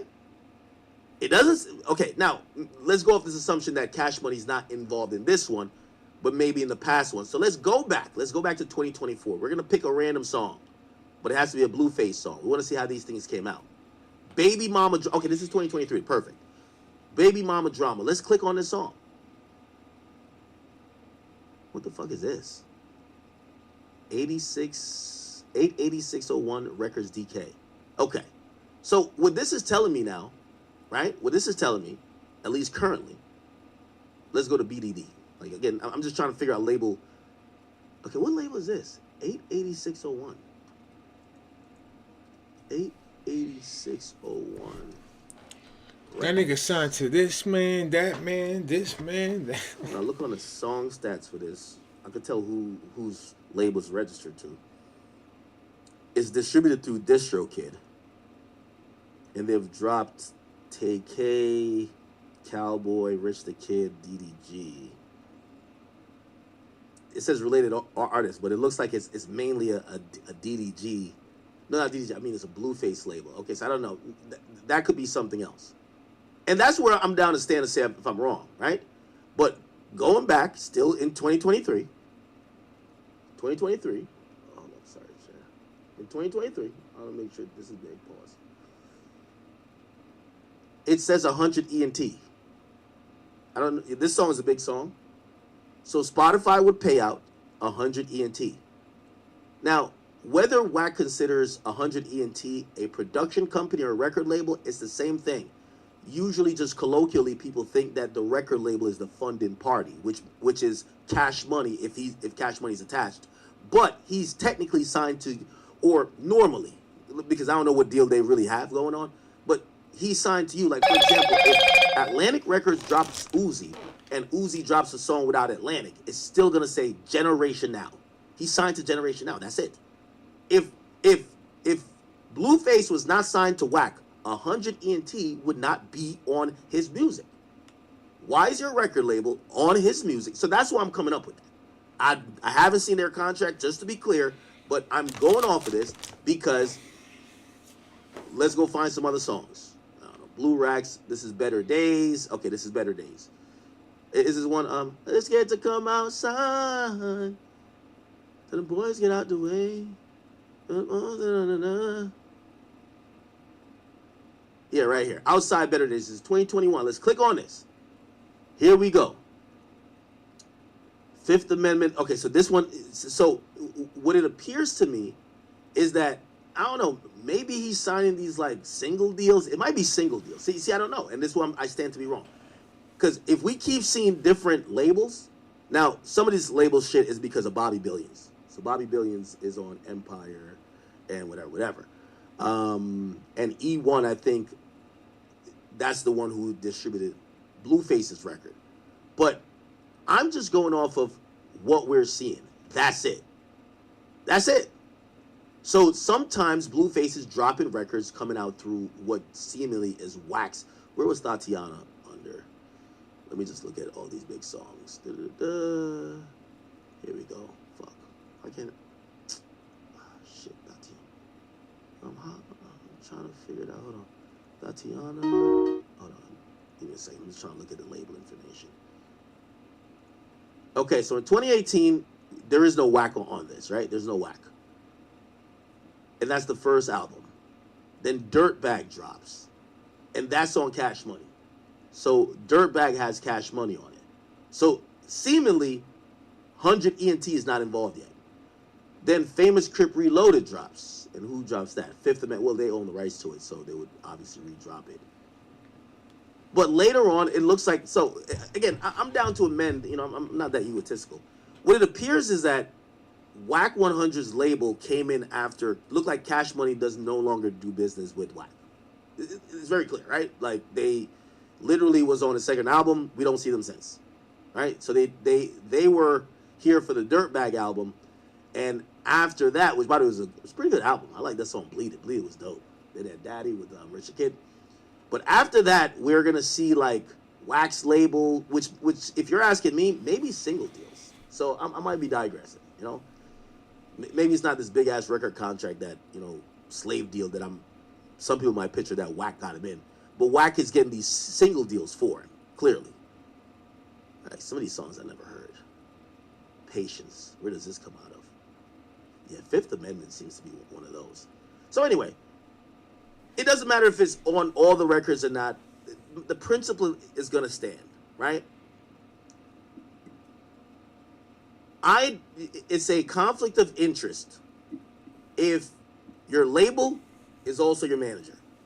Now, it's not a conflict of interest, bro. Yo, I mean, yeah, in that case, it looks like Wack is his manager, and on certain tracks he's involved, and that's why it came out. He's like, yo, I'm gonna push this one. I'm gonna push this and make, you know, side deals, kind of speak. Even though he technically could, if he's on paper as management. Because if you're on paper as management for me, academics, it would mean if Spotify comes with 5 million, you take 2 million, or not 2 million, but 20%, right? Which is 1 million, right? Which is, okay, cool. Then if Spotify gives an advance, you would get 20% of whatever the advance is. But if you also get an advance yourself, that's some partnership. So that's why it's double dipping. It's a partnership. That's not double dipping. You know, I hope you guys understand. I think it's pretty simple. Yo, your manager can't be a label, bro. Like, you pick one. My nigga, either you're my label or my manager. Now, granted, does Blueface and Wack seemingly may have, like, this different relationship where maybe Wack is just hustling and getting them, like, single deals? I just said that, yeah. And on that situation, he was like, all right, drop this one on my shit. And Wack goes to, like, E1. So it look like he's an independent artist. Yes. He gets a song popping off. Wack goes to E1 and says, yo, do you want, you know, Bleed It? Or you want this particular song? Exactly. They say, yeah, we'll give $1 million for it. And Wack does that through his company. Yes. Which is now the production company for that one song. Exactly. But that's what I just said. Doesn't have Yeah.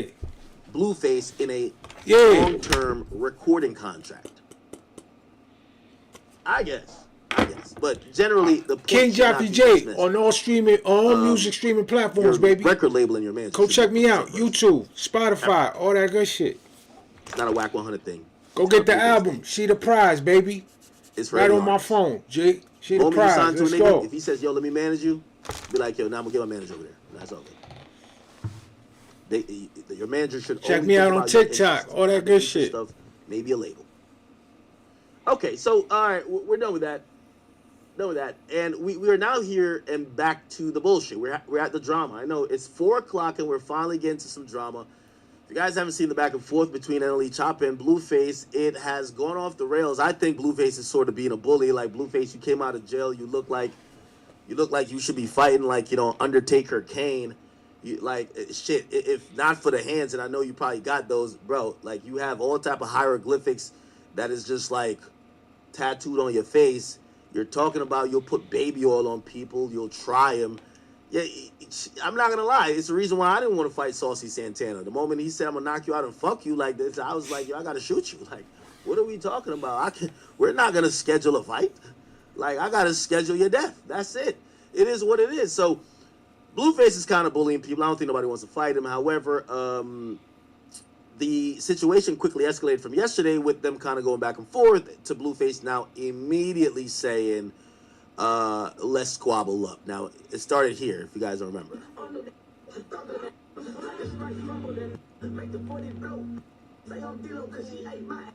Here we go.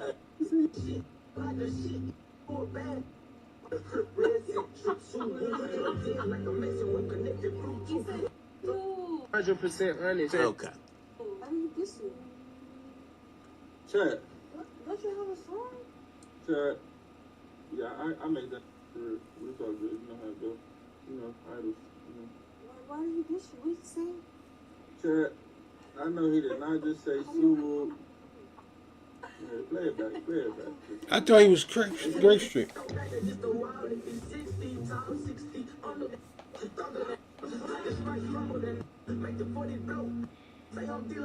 Okay. He's never been entered. That mean I ain't never been entered.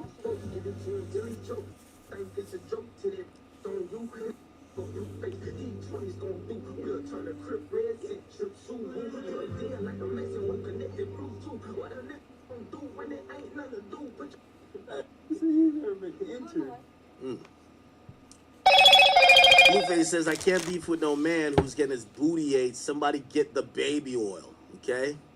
Yeah, y'all talking about Chop having an identity crisis. Man, have y'all seen this duck nigga Now, NLE Choppa said that Blueface is going through identity crisis. face? The he's got every brand in the world on his motherfucking face. Cause you wake up every day, you want to learn how to be the best game banger. You pitiful, sir. You feel me? Mr. Blood Down Tatiana, Mr. That's the shit I can think of. It ain't that many of them. Man, you, look, dog, you wake up every day, can't. It's something about how he was talking here. I was like, I feel like he's putting on an accent. But maybe that's how Memphis niggas talk. I feel like he was putting on an accent, though. You don't even prioritize nothing bigger than some shit that ain't gave you nothing positive in life.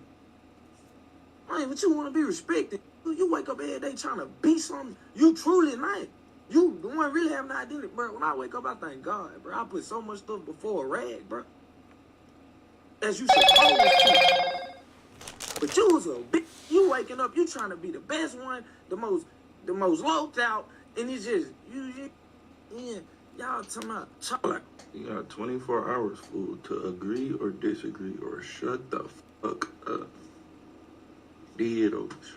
That's all I know how to do is take it there. School crib, bro. Like, what are we doing, bro? That's all I know. You know, I know I can argue with Blueface, he clearly wants a rap battle, brother. all day long. But, yeah.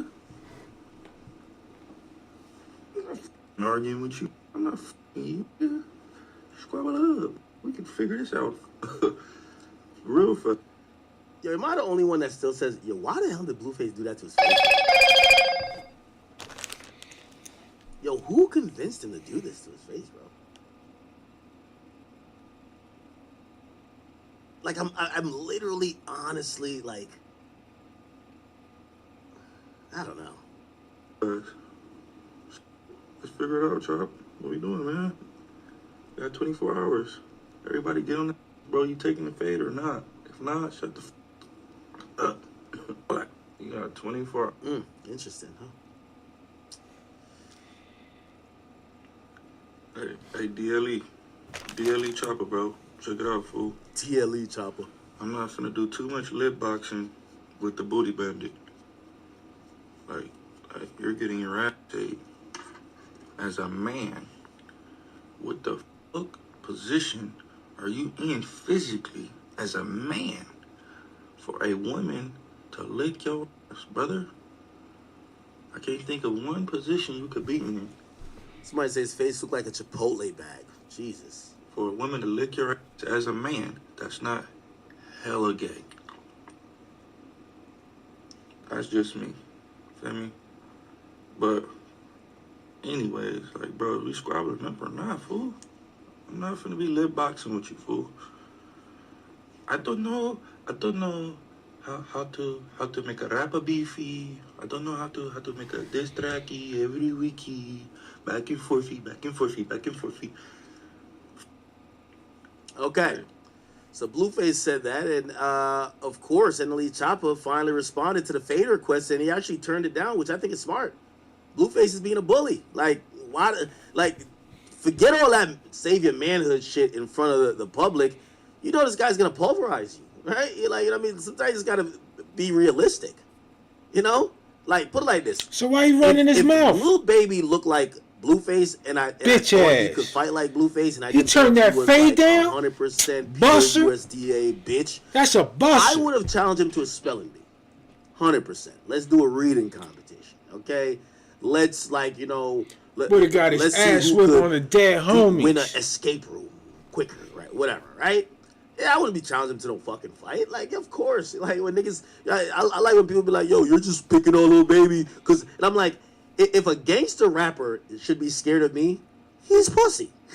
This is why we gotta stop saying some of these guys are gangster. You know what I mean? Blueface, I'm gonna decline your offer. Ooh. With a way better proposition for you.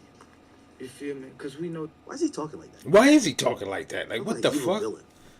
He's. What's the temperature in Memphis? Yo, NLE Choppa's a clown weirdo. Thank you for the. He's on that Lil Nas X shit. $100 to that club for one, and you owe another $100,000 to Soldier Boy, baby mama. So your goal is to get me to fight you to help pay off your debt. Okay, cool. I understand that, right?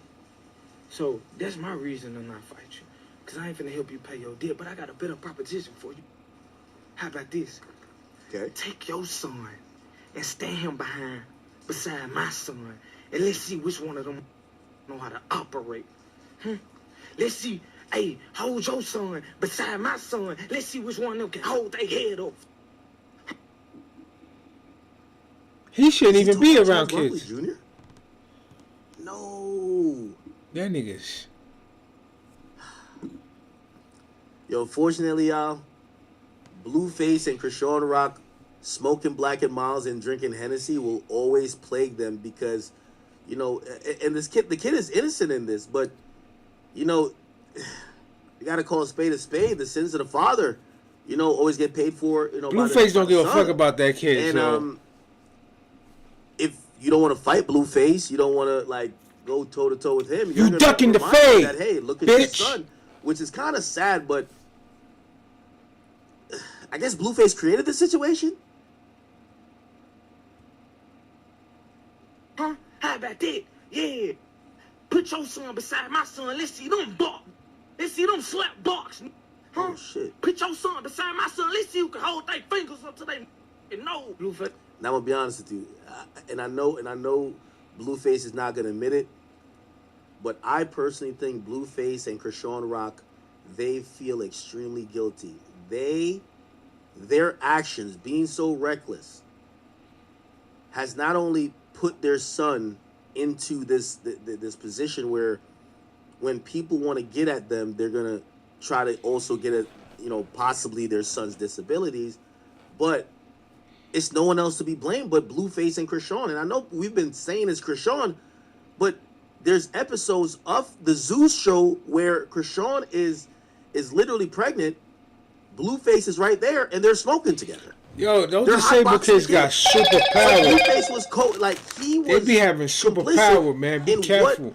In terms of maybe whatever disabilities or or whatever that turned out to be from the kid's, whatever physical impairments that came from the kid being born of maybe whatever condition. I don't want to confirm anything, but it looks like maybe something's up, right? Hey, I'm gonna decline your offer. Okay. What about that? Yeah, Charles Barkley, put your hand up.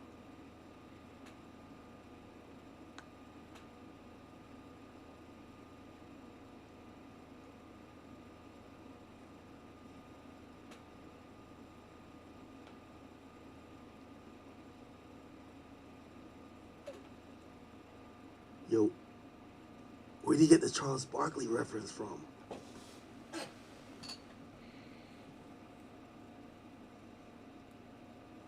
Yo, Blueface, I'm gonna be honest with you,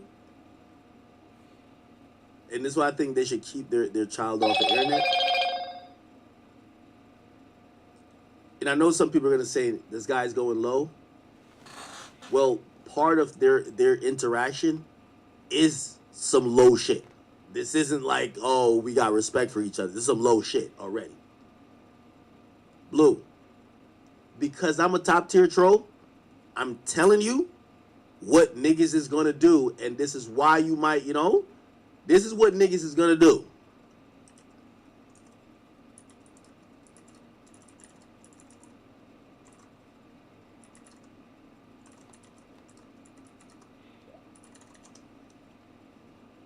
The next time you beef with a nigga, he gonna be talking over this intro right here. Look, chat. No. What the fuck? Nope.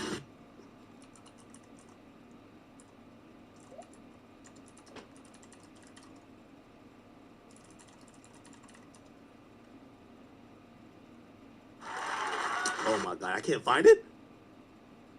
What's the TNT, like, what's it called? NBC on TNT, the theme song? Wait. Oh yeah, right.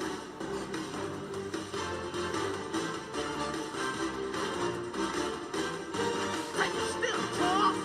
Yeah, what's up with your son? From me in the streets. Y'all keep playing with me, I ain't playing.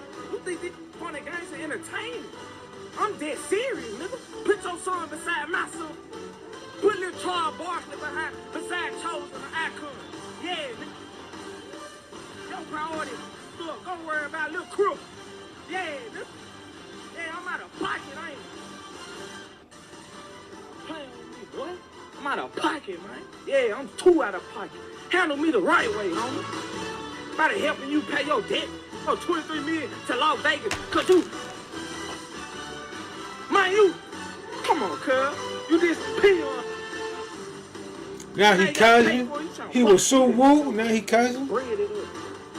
Stand your son beside my son. You a bust. All right, NLE, could Ernie get in? Yo, Ernie, hop up in here. Ernie. Let me stop. Pay that $100,000. What about that? Yeah, Charles Barkley, put your hand up. Take a step, Charles. Yeah, what's up with your son? I'm in the streets. Y'all keep playing with me. I gotta catch you a little. Man, catch you a little slow. Catch you a little slow. So instead of fighting Blueface, wait, what? He's making fun of a child? I know I was saying there's no too far, but I'm telling you, bro, these dudes is nothing but pedophile, sick, women beating ass motherfuckers, bro. Think about that. He's running his mouth. Dude said, let's run the fade. He said, I'm not going to run the fade. And starts verbally assaulting a disabled kid. A disabled baby. Boy, tripping. You sick, little Nas X pedophile nigga. Because you a pedo. You niggas is weird. You will never pay it back. You are weird. I seen your videos. You weird. Yeah, show me that. Talking about some boxing. Talking about some DLE. Yeah, but show me 23 million. Cause you stupid. Yeah. This nigga's trying to sound like the 60s and shit. Yeah, man. Jive turkey. Eating your ass. I heard even. What you say, Jive turkey? I'm not gonna fight you. What about your little baby? Well, damn. The one that's 3 and can't walk yet. Come on, Jive Chucky. You know, he got to give the tattoo some rest. And he you know, get your bitch ass out of here, boy. He responded. Well, I guess he turned it down, you know. Turning down fades publicly is crazy. That is crazy. But I don't know what to do after this point, y'all. This is where I exit at. When you run into him, you run into him. All type of other random. Can't chase these bitch ass niggas. I'm gonna be honest with you. I do notice this is a sore spot for Blueface. I've realized he's never addressed it. He's never even said, "Man, eat a dick, nigga. My kid is fine." You know, and I think once you mention this, all that dear homies, that shit go out the window. He's a little bit more calm. I know he's like he's sleeping, but that's how shit is though. When niggas find a weak spot, that's what I'm saying. There's gonna be mad jokes. So, thank you guys for your time. Eat it. Well.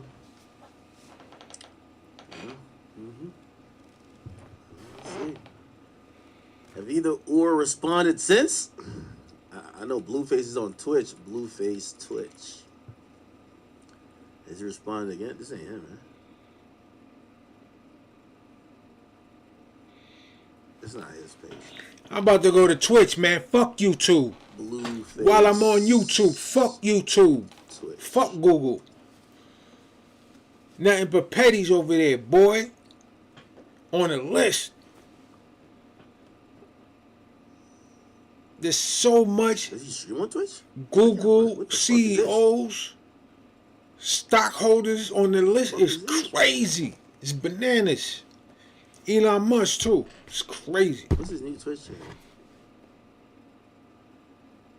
Alright, I can't find it. I gotta get off YouTube, boy. Alright. Nah, that's dirty work. Search Blueface. I wanted to see if he responded, but it looked like he didn't. Oh, it's House of Blues? Wingstop lemon pepper all flats? Is this Blueface's page? Lemon pepper wings. No, it's not.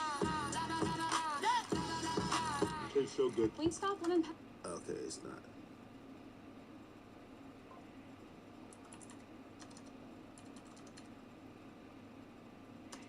Trying to gas me, huh? I think Blueface fucked up by like not fighting the rapper first.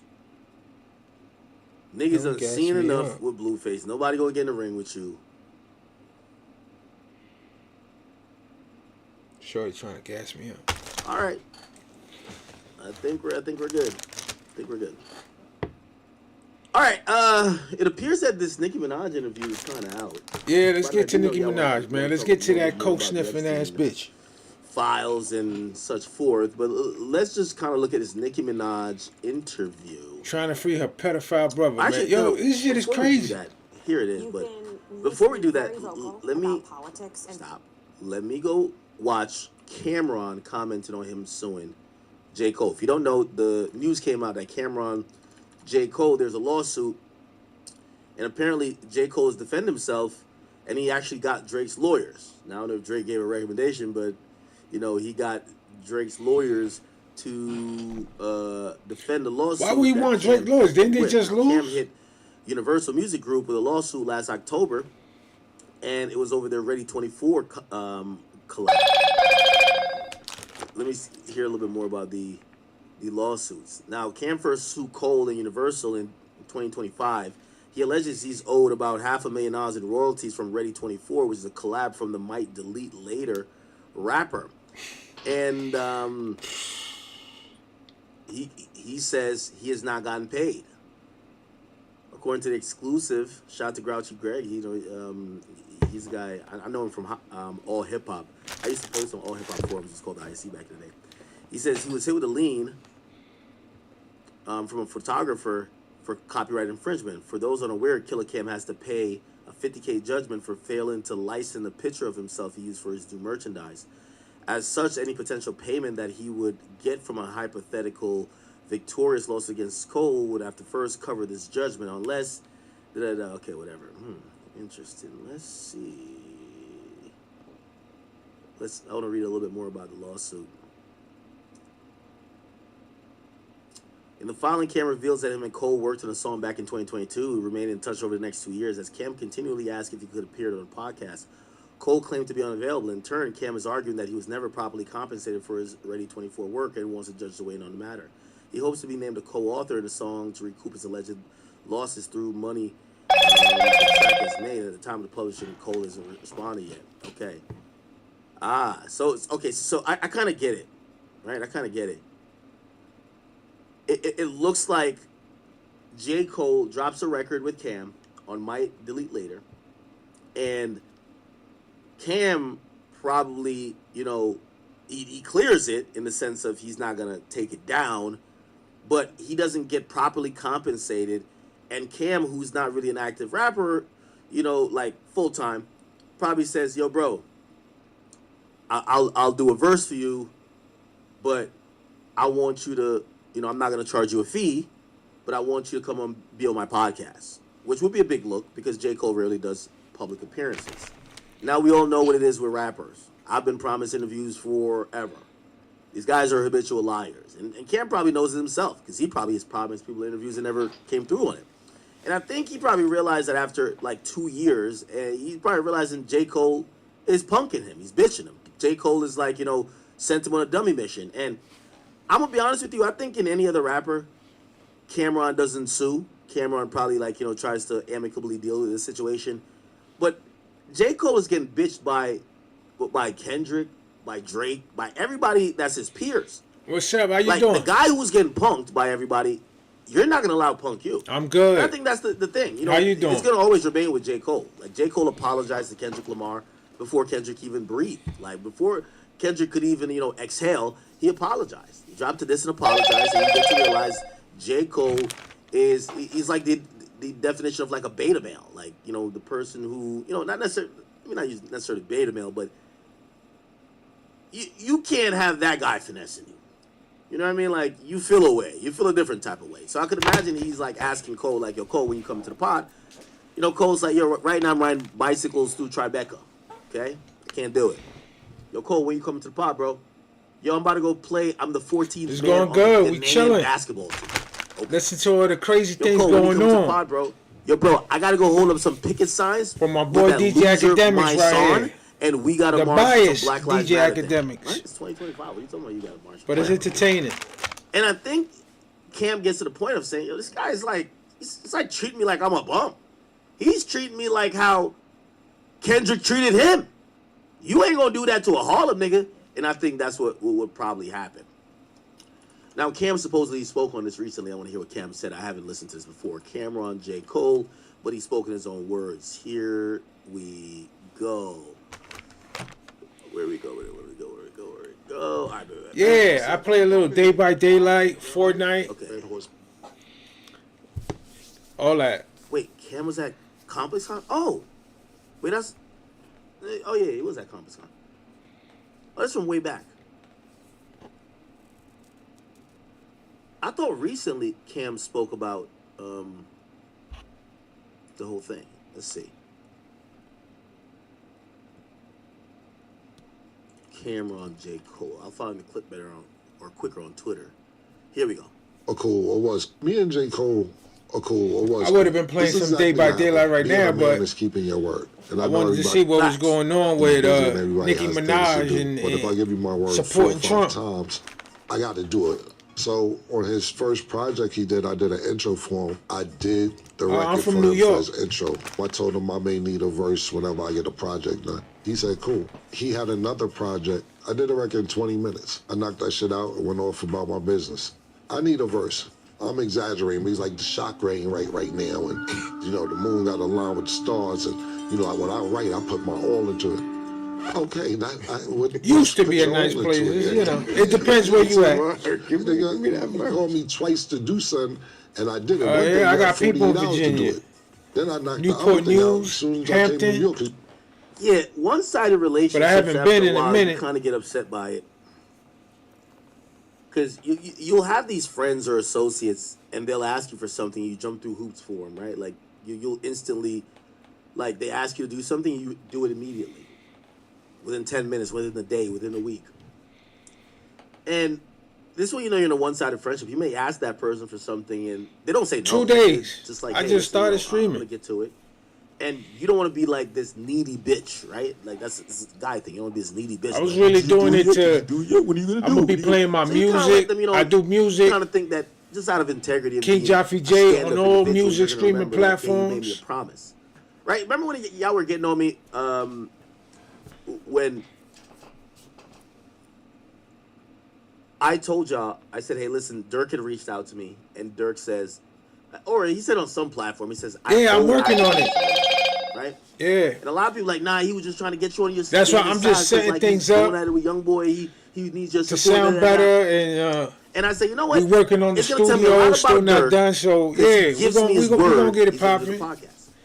Lil Durk then does a podcast that really becomes infamous with Gillian Wallow before he does a podcast or does an interview with me. And a lot of people say, yo, Act, see, he snaked you. See? He told you he was going to do it. He didn't do it. Yeah. I know. That guy's a liar. Yeah, we working on all that. For him. And remember, the relationship with me and Dirk. Dirk called me up, I believe it was like in 2015 or 2016. He had just got dropped from Def Jam. And he said, and I was streaming, not that much audience, but I was streaming at the time. And he says, Act, yo, you know, I need some promo. Yeah. I mean, listen, I see you doing the streaming stuff. Yo, I'm down to get always looking to add new people to the team. Just have my album played in the background. I want people to know about it. And I said, come on. You can never stop expanding. That's why I'm trying to do this. I supported him not only through the War and Chirac era, but like even afterwards when there was this weird era where he was dropped.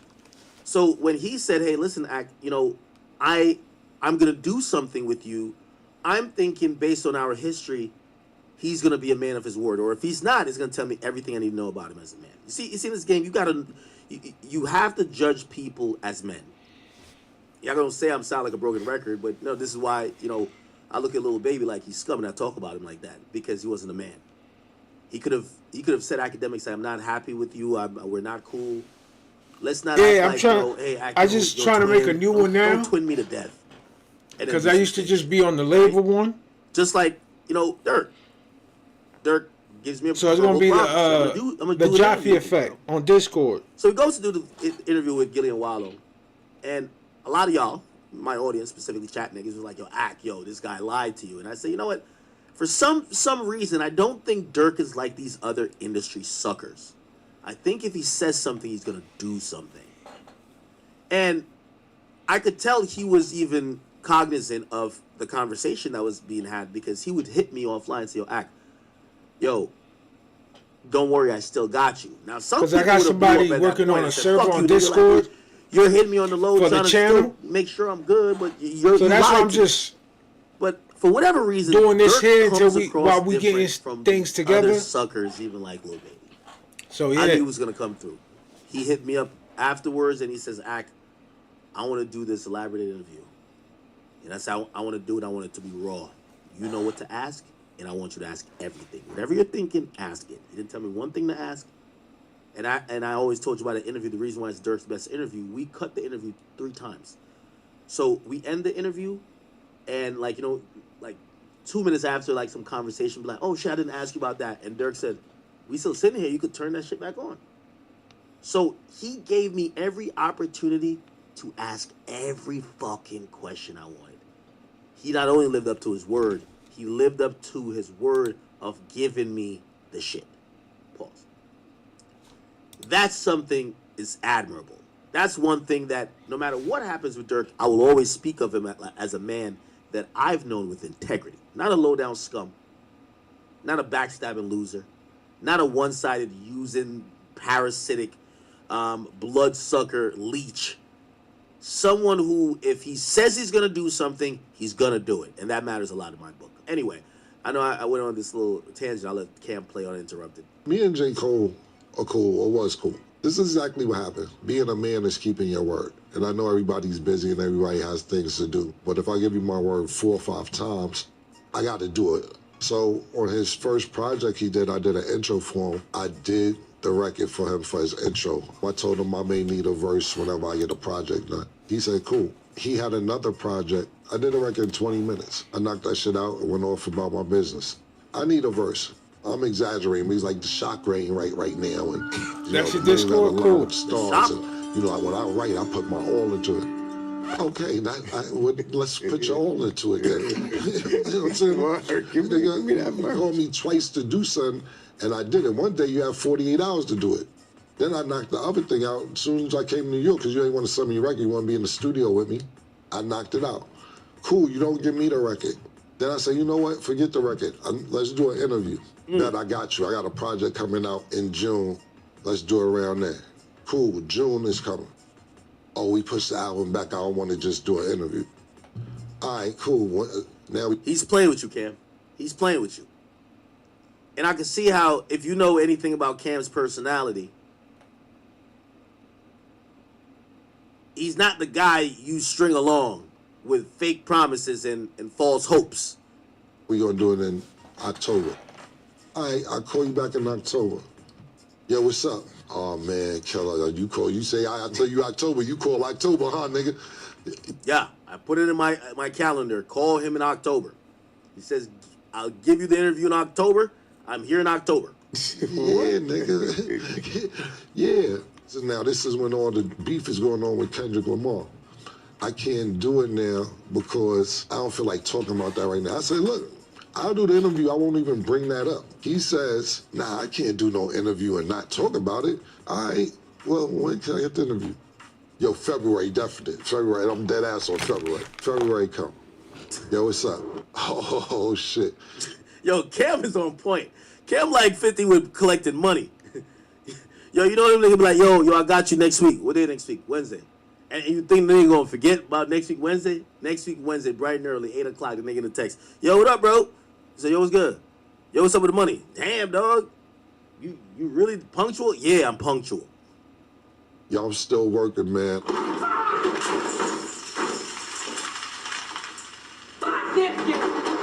I hear you, Cam.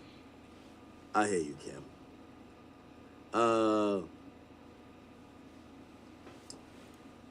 This is what he said back in the day about it. You on J. Cole?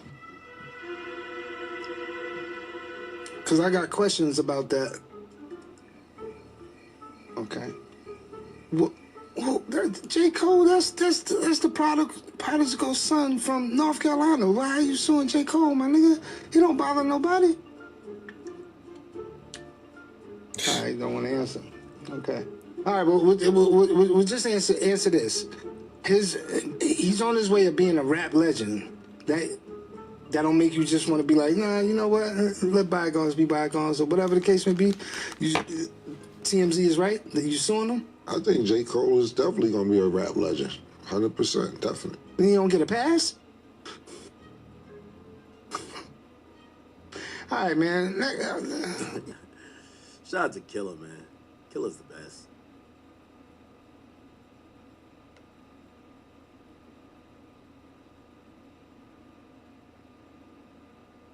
Cameron is one of those people, like, I told you I watched this whole podcast at Complex Con, and I got in line, I really wanted to say hi to Cam, and shout out to Mace, I love Mace too, but like, yo, let me tell you this, there's nothing cooler than Cameron to me, bro. Yeah, I gotta have my assistant do that, because they run all the social medias and joint like that. Yo, yeah, you gotta love it, that's my joint. Like, Killer is one of like the most prolific lyricists of all time. I love Killer Cam. This is why, like, in his media space, remember when I was going back and forth with their female co-hosts, I'm like, yo, I know I can't be bitch made in this shit because I got to give out equal smoke, but I cannot go against Killer. I love Killer, like, literally. Other than that, oh, you know who also I love? Well, my favorite basketball player of all time is Allen Iverson. And I remember when I first saw him, like, yo, I was so pussy. I was at Complex Hunt. And my brother was like literally right now, I was just texting him to send me the name. That's why I said I thought I know they gonna make a new one. Like your brother. The Joffrey Effect. Nigga, I was so scared. That's why I said it's the Joffrey Effect. And I go to the Knicks game like a couple days ago, and the one that T-Mac, the old one, the one they use, like I don't even know, because like I said, other people run that. And I kind of froze him. I'm like, it's actually King Joffrey J _ Tracy McGrady knows me? Oh, it's lit. Yo, like, I was like walking another way, so I told him, yo, I'm gonna hit you. I DM him mad quick off my main page. He responds. So the Jaffe Effect Discord is not even up yet. They're working on it.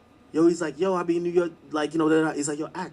Yo, we should, like, get dinner and shit like that, you know what I mean? Like, whatever, like, yo, I fuck with your movement, whatever. And I'm like, yo, bro, I'm the biggest fan of yours. So, yeah, me and T-Mac, like, we locked in now. Yo, that's my guy, T-Mac. T-Mac's a real nigga. Yo, I grew up on these people. Like, the whole time he's talking to me, he's like, yo, bro, your ass be funny, man. Like, and like, I'm like, yo, I'm actually having, like, a one-on-one. I ain't gonna lie. Like, I really get, like, starstruck. But I'll say Killer, definitely Allen Iverson. And T-Mac, I was just like the whole time, like, T-Mac is talking, I'm like, I grew up watching you. Like, I'm sorry, bro. I never met Kobe. Rest in peace. I wish I did. I probably would be the same thing with Kobe. Yeah. Name some people you would be, like, genuinely star. Like, you got to remember, like, bro, I was, like, a little stupid kid watching T-Mac. Like, bro, I'm a little stupid kid. Like, it's no way ever I think that T-Mac would be able to see me and be like, that's so-and-so. You know what I mean? Nas?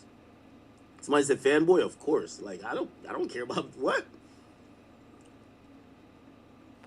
I think I might have hugged. I didn't even go for the dap with Iverson. I think I just hugged him. I don't care. I'm a fanboy of Allen Iverson. When I was a kid, and I just came over here like 2000, 2001, he was the underdog. Remember, the Lakers was winning all the time. So I'm now a 76ers fan, really an Allen Iverson fan. I would watch Allen Iverson play every chance I get. I cried. I ain't gonna lie. I used to cry when he lost. Like, I used to, like, cry as a kid. I was just like, you lost? Not realizing, obviously, when you get older, like, you realize, like, yo, these NBA players are getting millions, mad bitches. Like, bro, yeah. He always put his heart in the game, but, like, I'm pretty sure he wasn't fucking crying or, like, that sad after he lost the game, right? Like, you know, he's probably like, this ugly motherfucker Dikembe Mutombo could have grabbed 4 more rebounds. I'm good. Let's hit the club, guys. But as a kid, like, Iverson was my fucking hero. Anyway, I love Iverson. Oh, speaking of which this is the harshest critique I've ever had to give. And I hope, you know, this is a good segue, because when you see me compare this person to Iverson, I don't play about Iverson. I love Allen Iverson way more than Michael Jordan, way more than Kobe, way more than LeBron, way more than all these niggas. Allen Iverson was my guy, and still is my guy to this day. Now, it's taken a lot of maturation and growth, and, you know, I'm a logical person, I always say. So now I could, like, you know, have these conversations of his greatness, but, like, there was part of my childhood, and, you know, up until a certain point, I was like, Allen Iverson's the greatest player of all time. I don't care what at the Jaffe Effect. There was this one clip, and I can't find it ever. Outlook.com. Like, they had asked Shaq who the top 5 players to him are, and he had named Allen Iverson. I remember I kept holding on to it. I'm like, yes, people believe in like me. I would argue with people like Allen Iverson's the best player ever. I'm just an Allen Iverson fan, a little bit delusional, but yes, after a while I got to understand, like, certain things that would be necessary for you to call someone the best player. He lacks, like, for example, championship, right? I will say this though, and this is why, you know, when people hear me make this comparison, and as I go into this next story, they think I'm dissing, but I'm not. I'm telling you, as a kid, I used to cry when Allen Iverson lost the game. He was my hero. He was my favorite player. I still think he's one of the best ever. Over time, though, especially with the Kobe's, with the, you know, Steph Curry's, and even the LeBrons, you know, my perspective of how basketball and them as players, like, matured. Like, even think about Carmelo Anthony. Carmelo Anthony, a really good player, but at the end of the day, I don't think he had a ring, right? Am I right about that? He never had a championship ring. Because of that, he's looked at as very different. Same with Allen Iverson. He gets left out of conversations that I think he would have been in if he had won 2 or 3 rings. Because you get to realize after you leave that fan stage and you grow up and you could sit back and analyze, or maybe that player stops playing, some other things matter. And even though Allen Iverson's so known for the crossover and other things, I definitely do agree his legacy and his, you know, how I viewed him in terms of being, like, I think it's crazy that if people are talking about the top shooting guards of all time, he's not, like, I think to me he's better than D Wade. Right? I think it's Mike, Kobe, Iverson. And yes, I consider him a shooting guard, not a point guard, even though some people would say he should be in the point guard list. But regardless, he would be top 5 in both categories, in my opinion. Obviously, when people then talk about it, you might even look at me as nuts and say, "Are you crazy, bro?" Like, yeah, he's good. He's really influential. Crossover, cornrows, how he dressed, got you. But he never won. And I hate to go through the segue. Hopefully, it's not that harsh as it's kind of perceivably seeming right now. But that's kind of how I'm thinking about Lil Wayne. I've made this comparison multiple times, and the only reason I spoke on my love for Allen Iverson is because I'm not disrespecting. I love Allen Iverson.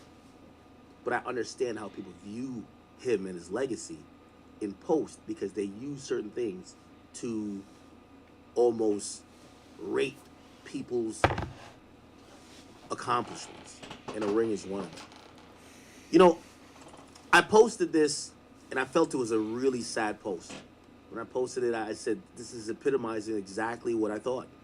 Lil Wayne posted up after the Grammys, "Congrats to the nominees and the winners. I wasn't included as usual. I gotta work harder.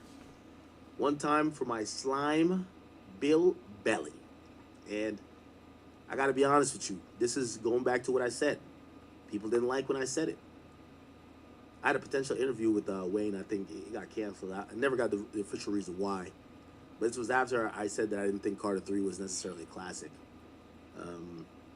You know, obviously it's definitely a prolific album. And I think I may change my opinion on that, but it was back then I said it. And really I was comparing him to his peers. I was comparing him to the GOATs. Like, you know, when we think about the GOATs, whether it's Biggie, whether there's Life After Death, whether it's Jay-Z, in terms of, what do you call it again, Reasonable Doubt, yes, many, The Blueprint, a few others, whether it's Nas, if we're talking about Illmatic, whoever we consider to be some of the greatest rappers of our time, they had these quintessential classics. Now, obviously, things has changed because we get to the Drakes, and, you know, you get more of a mixed bag in terms of people might saying, you know, at a time, I think people didn't accept that Take Care was a classic. I think now it is. But the point what I'm trying to make is that I've always felt like Lil Wayne's career is like Allen Iverson. Why? Because his accolades has never came on what we all judge the greats for. If we're talking about Kendrick Lamar, we think about how many classics does he have, these bona fide like best albums or possible best albums of all time. We think about Good Kid, Mad City. To Pimp a Butterfly, I've always said is remarkable and spectacular if we're just judging from a critique and critic point of view.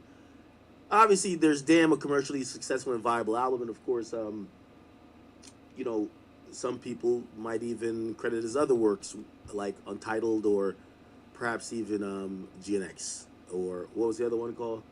Big Step. I think that's kind of mid, but whatever. When we think about J. Cole, we think about 2014 Forest Hills Drive, but some people might also include some of these other things. And I thought that Wayne, his legacy, will not bode well when people retell the history of hip-hop, because the majority of his success came via features and came on the mixtape circuit. A circuit that's become antiquated. Yes, it's remembered, it is heralded to a certain extent, but as time changes, people change. Like, for example, the average person who watches LeBron James now probably never watched Michael Jordan play. Who is the best becomes what you see, not what actually happened, and you forget moments if they're not memorialized right. Jay-Z, even though, you know, he did his thing on mixtapes, obviously there were group mixtapes, you know, he had Rockefeller, this and third. He memorialized his career really well with an amazing catalog. He dropped an album per year. If you think about it, when we got to the Black Album, Jay-Z had dropped an album per year up until then. I think he might have missed one. His catalog and his legacy is memorialized by that. Even 50 Cent, one of the guys who pioneered the idea and the thought of these mixtape circuits, because G-Unit, you know, 50 was really nasty on that mixtape scene as well. We could think about like his actual albums, and they were commercially viable, dominant, and even classic, especially if we think about Get Rich or Die Trying. The Massacre followed up Beg for Mercy, which was a group album. He worked on The Game's documentary album, giving him 6 songs. basically 50 Cent, his career is memorialized not only by his help with the other artists signed in G Unit, but also his mainstream commercial albums lasted the test of time. I've always critiqued Lil Wayne to say, the thing about Wayne is that we're gonna look back at his career and it's gonna be a if you know type of thing rather than being objective. You don't need to. I wasn't around in '96. Some of you guys may have not been around for the Blueprint.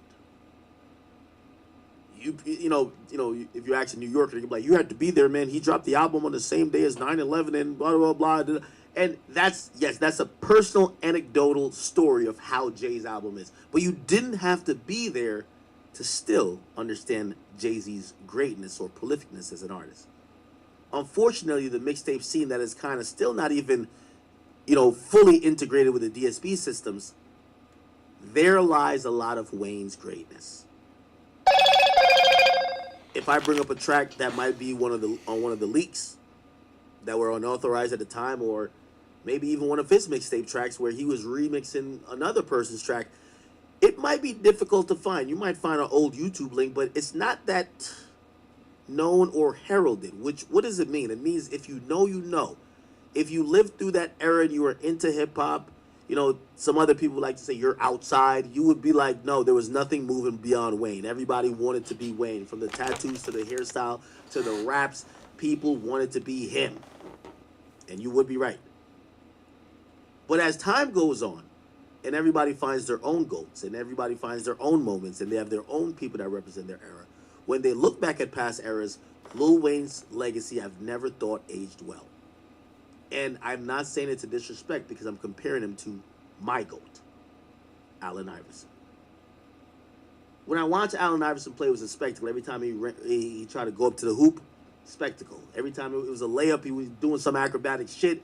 He was knocked to the ground by somebody like Shaq was 700 pounds, knocked him to the ground. I would still see him get up, shake it off, go to the free throw line. It was an and one. He hit a free throw, would go back. He didn't play much defense, but that boy, he would get the ball. He crossed niggas up. He had that little swag about him. That guy gave it his all. Even though I didn't fuck with Philly, I fuck with AI. Play, I honestly, even now, watching Steph Curry, Luka Doncic, watching LeBron James, watching anybody, and watching whoever you could say are really dominant, prolific players, Allen Iverson was him. AI from Virginia, right? I watched the D-Wades. I watched all those people. I know Michael Vick is. But whether it's stats, these days it's all about efficiency, this and third. Gone are the days that we had those basketball players who were volume shooters. Y'all remember that? Niggas would shoot 11 for 30, but shoot 11 for 30, still get 32 points, and the team would win. It wasn't all about efficiency. Oh, you only shoot from this side of the court at this time because your percentage is this. Hey, we're running all this. It was a bunch of hand checking. It's hard, tough play. As long as you're shooting 40%, you're good. 3-point percentages these days are looked at. You need to be shooting way better. If you put a mid shooter now back in the early 2000s, that nigga might have been, who knows, Peja Stojakovic. Not saying necessarily him. He was a great shooter though. Point what I'm trying to say is that Michael Jordan stats, even, it's been 30 years since 1996. His stats still compare with the current guys. 6 championships, never lost in the finals. He, shot a very high percentage. Everything is comparable. You go to Allen Iverson, he's not shooting that well. When you watched it and you lived it, you knew how good it was. But on paper, no championships, you see the stats, it's hard to make the point.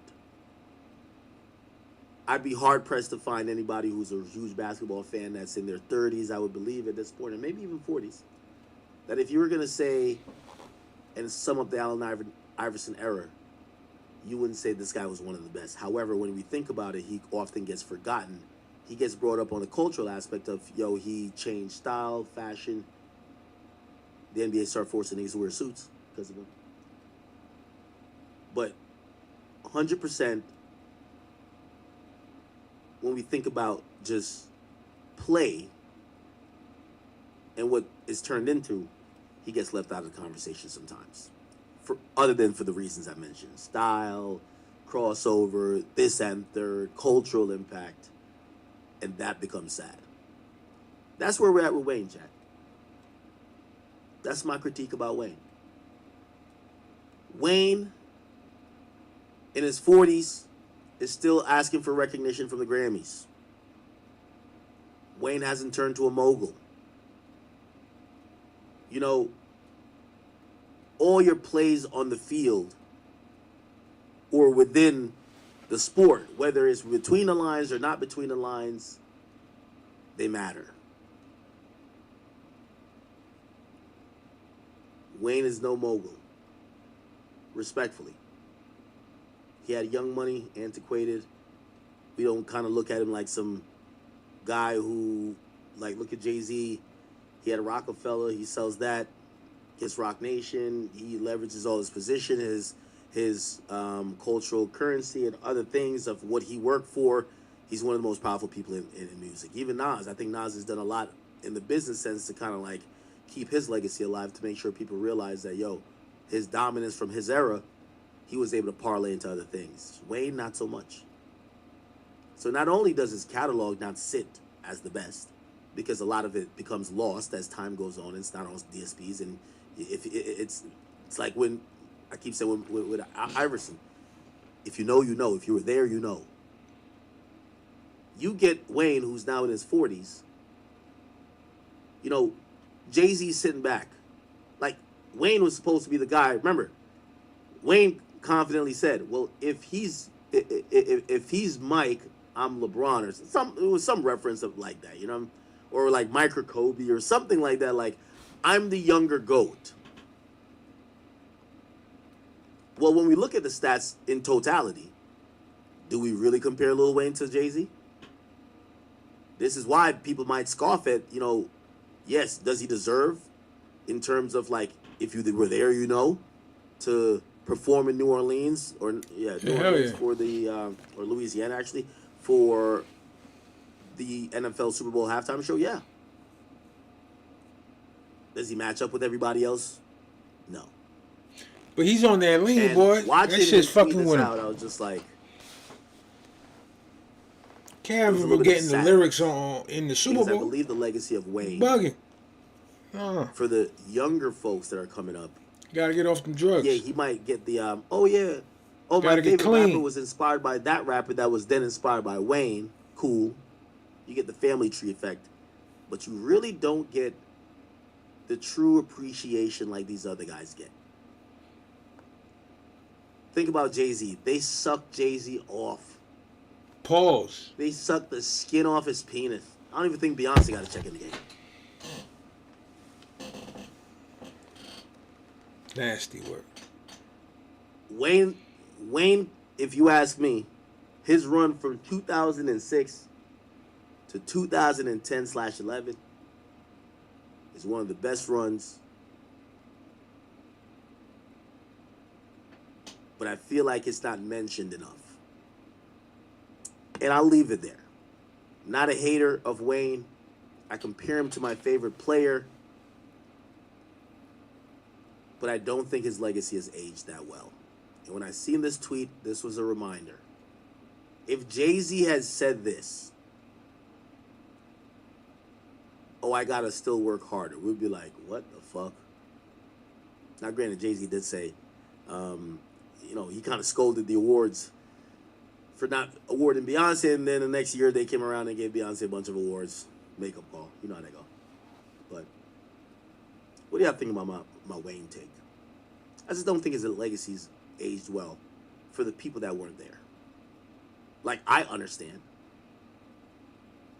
But I think a lot of people, or a lot of other people, are like, okay.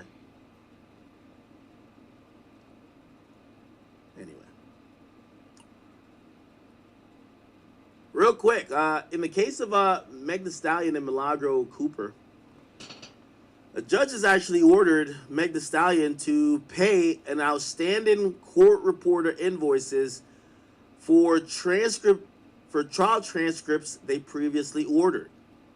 The unpaid bills total about $15,500, including a $14,662.78 invoice from December 2 and December 2nd actually, and a $837.32 invoice from the 16th. The court has noted that the transcripts were prepared and delivered, and they're now ordering payment from Meg Thee Stallion's team by the 5th of February. This is another reminder that Meg Thee Stallion is a loser. She's a constant loser. And I hope that gumbo she keeps cooking for Klay Thompson. Yeah.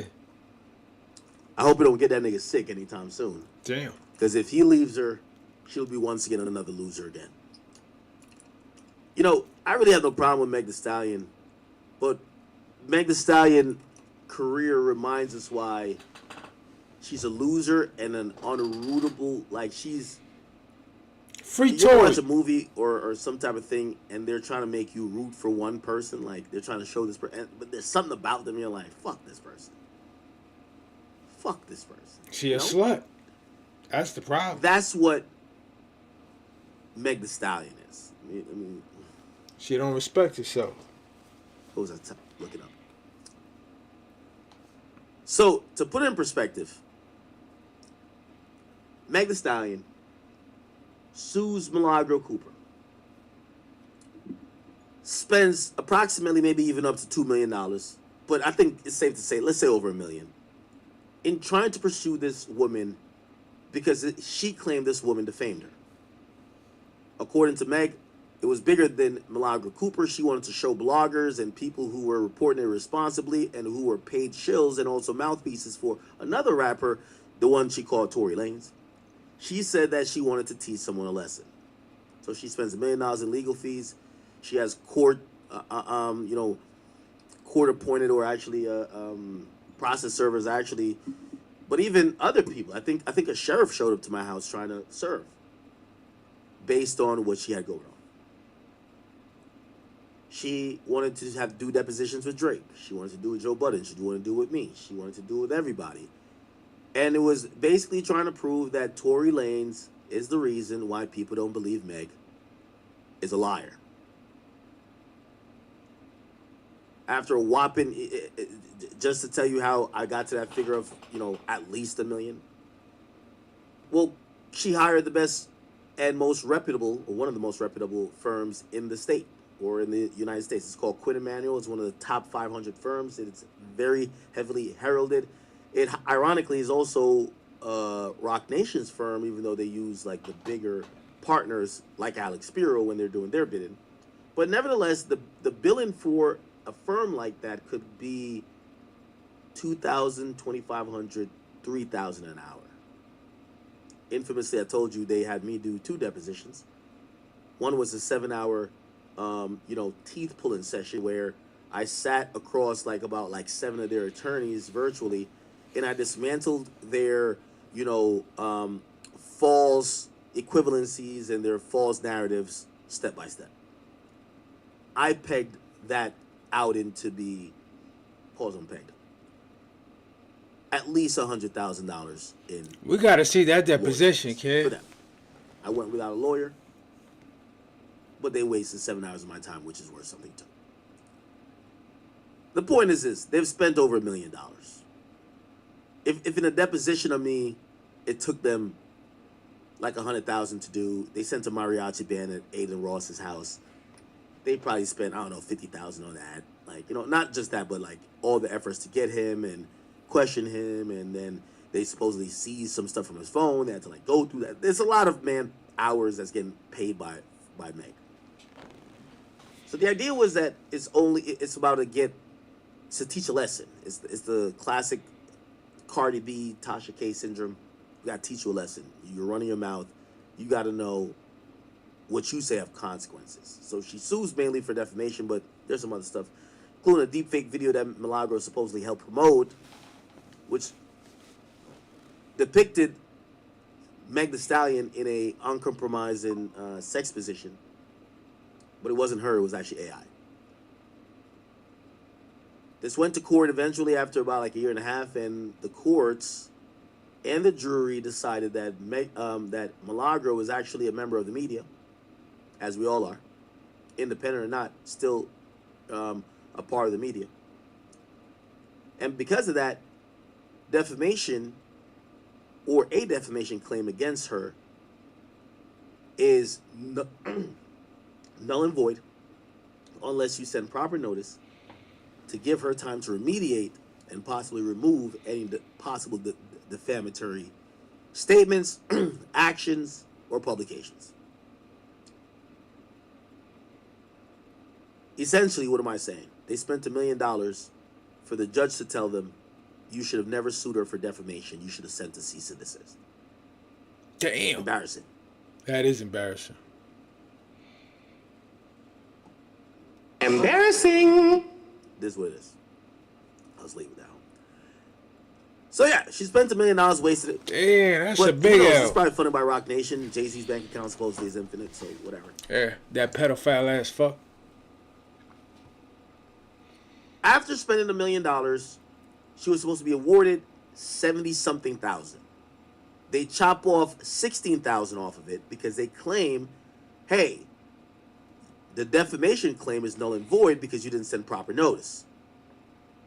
What's left is that Milagro is held liable for promoting a deepfake pornographic image of Meg Thee Stallion, which is, you know, outside the realm of everybody. But the award was how much was it? Was $59,000. So she spent $1 million and was awarded $59,000.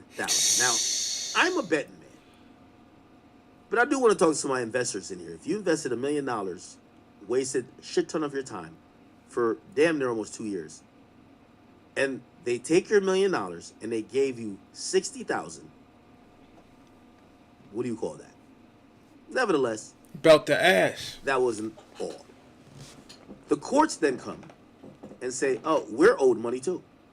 We're owed $15,500," and that, you know, they could push for it to be taken from the $59K, but they want payment immediately. Which there's no clear notice that Milagro is even paid Meg Thee Stallion. So what am I saying? Meg Thee Stallion was one of the dumbest people in hip-hop history because she legitimately thought she could buy... Yo, Milagro, holla at me, man. I'll pay that shit for you, boy. When people say they believe you're a liar based on you lying before, she rejected you know what I'm saying? $1 million at least. Let me get an interview with you, 10-minute interview. And this is the tell me how you feel about the case and about who got paid. The horse Meg Thee Stallion, man, and I'll pay that shit for you, man. The law firm got $1 million. Yeah. The court at least is gonna get $16,000. We don't even know if Milagro will actually send the check to Meg Thee Stallion for the supposed $59,000. So again, she just paid $1,015,500 at least, with not even a moral victory in this case. Meg Thee Stallion is what we call a nimwit, an absolute retard. Damn. If you wanted to waste $1 million, Meg, you could have hollered that big act. I could have spent it at the casino with Offset. Okay? Stupid shit, man. All right, let's move on. Keep it going. Yeah. Drake has liked this picture, or this video, after news that came out about the current. So news came out about the Epstein documents, and Jay-Z's name is mentioned in there along with Pusha T. I'll be fair here and say that did come out via a unsubstantiated It was a hotline tip from a random person. But nevertheless, it was included because that's what happened when they set up a little hotline. People are reminiscing back to Jay Prince telling Drake during the battle with him and Pusha T, you know, don't release that song. According to Jay Prince, the song was more than just a rap diss song, and it could end careers and hurt families. We've always wondered what that song got to do with. What the fuck did Drake find out? Let's play the clip of, this is an old interview, but it talks about why Drake never dropped his diss song, responding to the story of Added On. But over the weekend you were trending because you said, paraphrasing, you said that you talked with Drake and you told him to no longer respond to Pusha T. Right. Right? Because after Pusha put out the last joint that was The story of Adidon. Adidon, you feel like it crossed the line? Yeah, definitely. I feel like it crossed the line where music was concerned. You know what I mean? The disrespect for his mother, the disrespect for his father, for 40. You know what I mean? A man is dying. You know, I know these people, so I felt that was totally disrespectful, and I couldn't, you know, after even speaking with Kanye, you know what I mean? 'Cause I spoke with the brother, and he didn't want this, you know what I mean? And I saw this going in a place that I feel would have ended his career if Drake would have put out the song that he had on him, and definitely would have hurt families, and you know what I mean? And we not in it for that, you know what I mean? That's not Drake's character. I ain't, you know, we not in business to tear our fellow man down, you know, to that extent. But over the weekend you were trending. Okay, so Drake liked this post, and it's now being alluded to by people who, you know, was always wondering what the hell is in that song. I mean, I've always wondered. I wanted to know what the hell Drake said about that song. Don't exist, dummy. Was so crazy that, you know, looked like outside forces probably encouraged him not to put it out. Cap. I've never really got, honestly, a real. Just like he was gonna press the red button on Kendrick. Kept this close to the chest. There's been so many things leaked. We've never gotten the leak of this. How come? From the people who have heard it, though, they've never gotten into details. Just told you that, dummy. This is scathing. This would be bad. And that's as much as I've ever heard about it. But Drake liking this kind of brings up now a little bit and puts light to maybe Drake did know about what's being alleged of Pusha T and Jay-Z in this Epstein doc. Who knows? Who knows? Right? Now I kind of want to hear the song. And really, I want to hear the song, you know, obviously, the Pusha T and the Kendricks of the world, I think they have done well in battle. Not that they weren't lyricists or good rappers, but they have came with some narratives or storytelling or information or tea that has been so captivating that people, you know, it kind of stops the conversation. So I'm wondering, what the hell did Drake have? And I always thought that, you know, this was a fatal flaw of Drake because he was drawing lines in the sand, or he was looking at moral lines saying, I can't do that. Nah, I can't. Oh, man, that's going to fuck up his family. And which I would think wouldn't be there because Drake is a guy who seemingly loves bringing up people's baby moms. I would think Drake don't have that line. Exactly, so that's cap. But supposedly Drake was stopping himself. But I don't think it was because of Pusha T. I think Drake was always trying to keep it clean. Keep in mind, he came off the battle with Meek in 2015 where, you know, like, the worst things he said about Meek, you know, it's kind of like child's play. You're getting bodied by a singing nigga. Is it a world tour or your girl tour? And it wasn't anything like, hey, you fuck kids. Right? Like, you know, Kendrick just kicks the door open. He's like, yo, you're a pedophile. Right? Which is like, wait, how do you answer to that one? When you think about how Drake was battling, like, somehow he did have, like, this barometer of, I'm not going to say things that would be of a certain level. it's then for me to believe that, or at least anticipate, or assume maybe he was so upset at this Pusha T Kanye angle that he created a song like that. And the reason why I said fatal flaw is if they talk about the song as I keep hearing it being talked about would end, the nigga would do this, put it out. But he never put it out. And I think it's because he had a moral line that he wasn't willing to cross, which I think, he probably looks at Kendrick to say Kendrick had no problem crossing it because Kendrick was just trying to win a rap battle, right? Okay.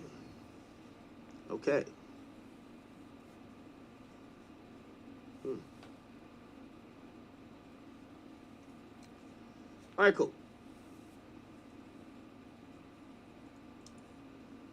So 50 Cent is back on the bumper of Floyd Mayweather Jr. And, the story came out via TMZ saying Floyd Mayweather Jr. is suing Showtime. He claims they cheated him out of millions, and 50 said, oh, nah, nigga.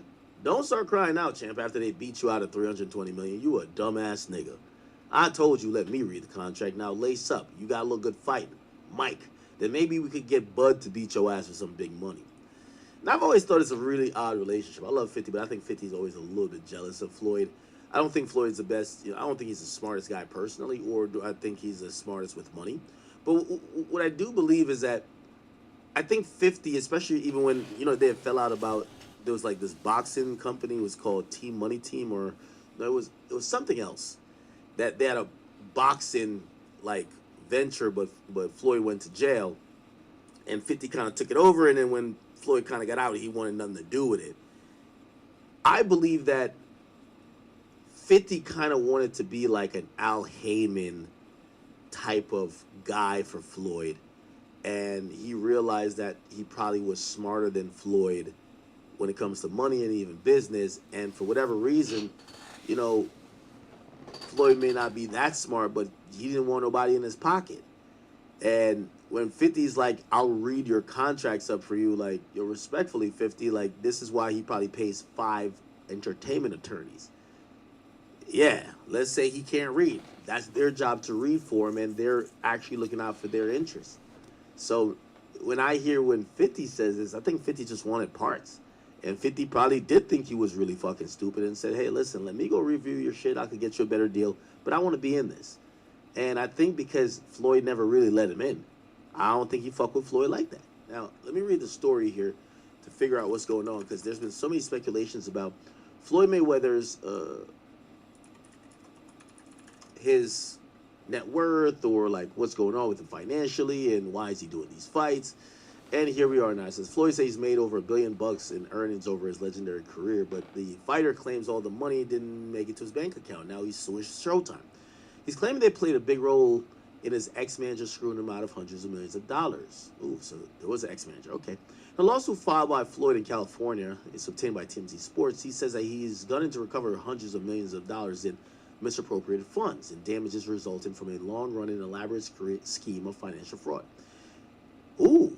He said the scheme was perpetuated by his advisor, Al Heyman. And now he's claiming Al Heyman got substantial participation and aid from Showtime and former Showtime president, Stephan Espinoza. Showtime and Espinoza are listed as defendants, while Heyman is not, which is interesting. Now, it's like, yo, Drake, you're suing Universal and you're suing, like, the radio station for defamation, but you're not suing the guy who said it, Kendrick, right? So I'm wondering why Heyman's not being signed. Floyd claims Heyman, with whom he worked with for a decade, misappropriated a significant portion of the career earnings to the tune of a whopping $340 million. And he says he did that with the help of Showtime and SE. Mayweather says the money is still missing and unaccounted for.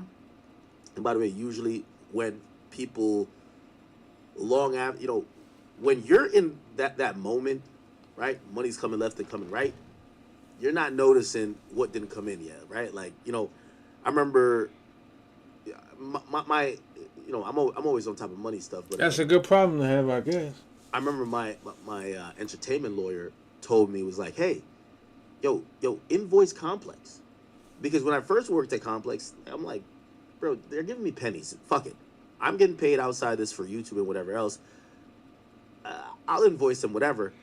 But it became a thing where now I have like 6 months of pay sitting at Complex because I haven't invoiced him. And, my lawyer is saying, yo, invoice him, bro. You got to invoice him. Collect the money now. We don't know what's going to happen with this company. It might go out of business. You get your money now. And it was right, of course. But when money's coming from left and right, you're not like sitting here like, where's my Showtime check? He's probably getting like Showtime checks from other fights and residuals here and back end money there and sponsorship there. So like he probably was sitting there like just like, when's the money coming in? Now, as things has probably slowed down, things is looks probably a little bit different for Floyd. He probably is kind of going over his book saying, man, I should have made a lot of money that year. Did everybody ever pay me? And he's probably looking at payments, bank accounts, stuff. Maybe he has some new accountants and they're looking like, yeah, you never got paid everything. Or, yeah, you got paid, but like it was unusually low. Like we thought you were gonna get like 70 million. They only wired 20. Like, and maybe it was installments, but there's no more other payments for this. So he's kind of going back around to figure out what happened. So in the studio, he references one of his biggest fights, including Manny Pacquiao and Conor McGregor, alleged Showtime and Espinosa effectively delivered money owed to Floyd directly to Heyman. See, that's one thing. That's what I was telling you about managers. I don't let nobody touch my money. It's coming to me. You feel what I'm saying? Like, I don't want to accuse any manager of anything, but after a while, the manager started thinking he's the guy too. So the manager, he gets the money, and then the man, like, especially if the manager gets the money. Really, you should pay your manager. But sometimes managers put it in the contract that they get paid, and then they pay you. Why? Because sometimes artists or like fighters or whatever, they don't like having to cut their money up, right? They like when they get their money, it's just time to spend. They don't like, all right, well, this came in, let me give you this, let me give you this, let me give you this, let me give. So a lot of managers put it in where Showtime just pays them, and then they give Floyd whatever he's gonna get. So they're saying that Showtime paid Heyman by sending accounts essentially controlled by Heyman. So this is a little bit different. So it looked like when they would give their payment informations, they would give probably like these joint business accounts that were really controlled by Heyman because maybe Floyd weren't looking into these accounts. And essentially, Heyman was really getting all the money for Floyd. So years later, the undefeated boxer switched managers, and his new team is asking to see the books, which Floyd claims the networks told him were lost in a flood and were inaccessible. That's crazy. Imagine Showtime said their books was lost in a flood. Stop it. Come on, man. Y'all use QuickBooks like Quicken or something of the sort that definitely has the financials. Stop playing. He's suing Showtime and Espinosa for aiding and abetting, breach of fiduciary duty, civil conspiracy to commit fraud, and conversion of unjust enrichment. He, in addition to the $340 million, he's also seeking punitive damages. Reached out for comment. Mayweather's attorney, Bob Samini, predicted victory, saying Floyd's one of the biggest pay-per-view draws. He generated hundreds of millions of dollars for Showtime. Now he takes the fight to the courtroom to recover what's rightfully earned. Retiring at 50-0, he will go into a distance in the courtroom just like he has already in the ring. Yeah, I don't want to use this story to say that Floyd's broken, nothing like that, but I think Floyd's definitely taking a different stock on his accounts and also on his career, that he realizes he fucked up a little bit, and probably, I'm actually surprised to see him sue Al Heyman. Or not sue, but allege Al Heyman. That's going to be the Showtime's biggest thing. They're going to be like, yo, we did pay you. Al Heyman got it. Go get it from Al Heyman. Al Heyman. Floyd Mayweather. See, everything's complimentary. We haven't heard him. See, 11 years ago, he was one of the best men I met. He's a man of his word. Yeah, there's not much that kind of... Yeah.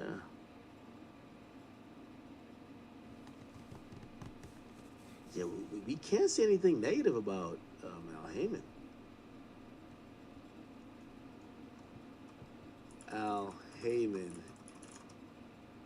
What's going on? That's not Al Heyman.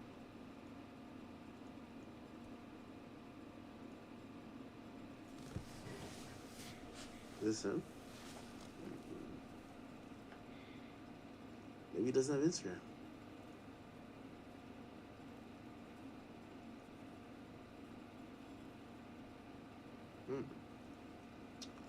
Robbed by your mans. That's kind of crazy. Here's somebody else vouching for Al Heyman. Can't tell me nothing about Al Heyman. Always took care of us fighters, casualties in war. His job. Yes. That he was clowning these networks. He was out negotiating the networks to the point where they were giving you an inferior product because his fighters were getting overpaid for lesser fights. We weren't getting overpaid. In that, we weren't getting overpaid for every dollar you made. Freddie Hernandez. Yeah, right. This is the golden child of Al Heyman right here. But it is admirable that Al Heyman not only did his job so well, but was helping fighters get rich while he was doing it. That's pretty ironic compared to what we just read, right?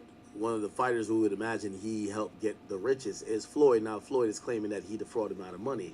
Two statements don't make sense. Something got to give. He created a climate where fighters started to begin to believe that they were worth more money. I don't mean to me. You're worth all the money in the world to been around so long in boxing. To the marketplace than they and we never heard that shit. And so now it Floyd dumbass is just lying. You really want us to change our mindset, right? The fact that we were putting our health in jeopardy every time we stepped in that ring. So we had to make sure to get every penny that we could. Yes. Every time we stepped in there. Heyman was so good at his job. Yes. That he was clowning.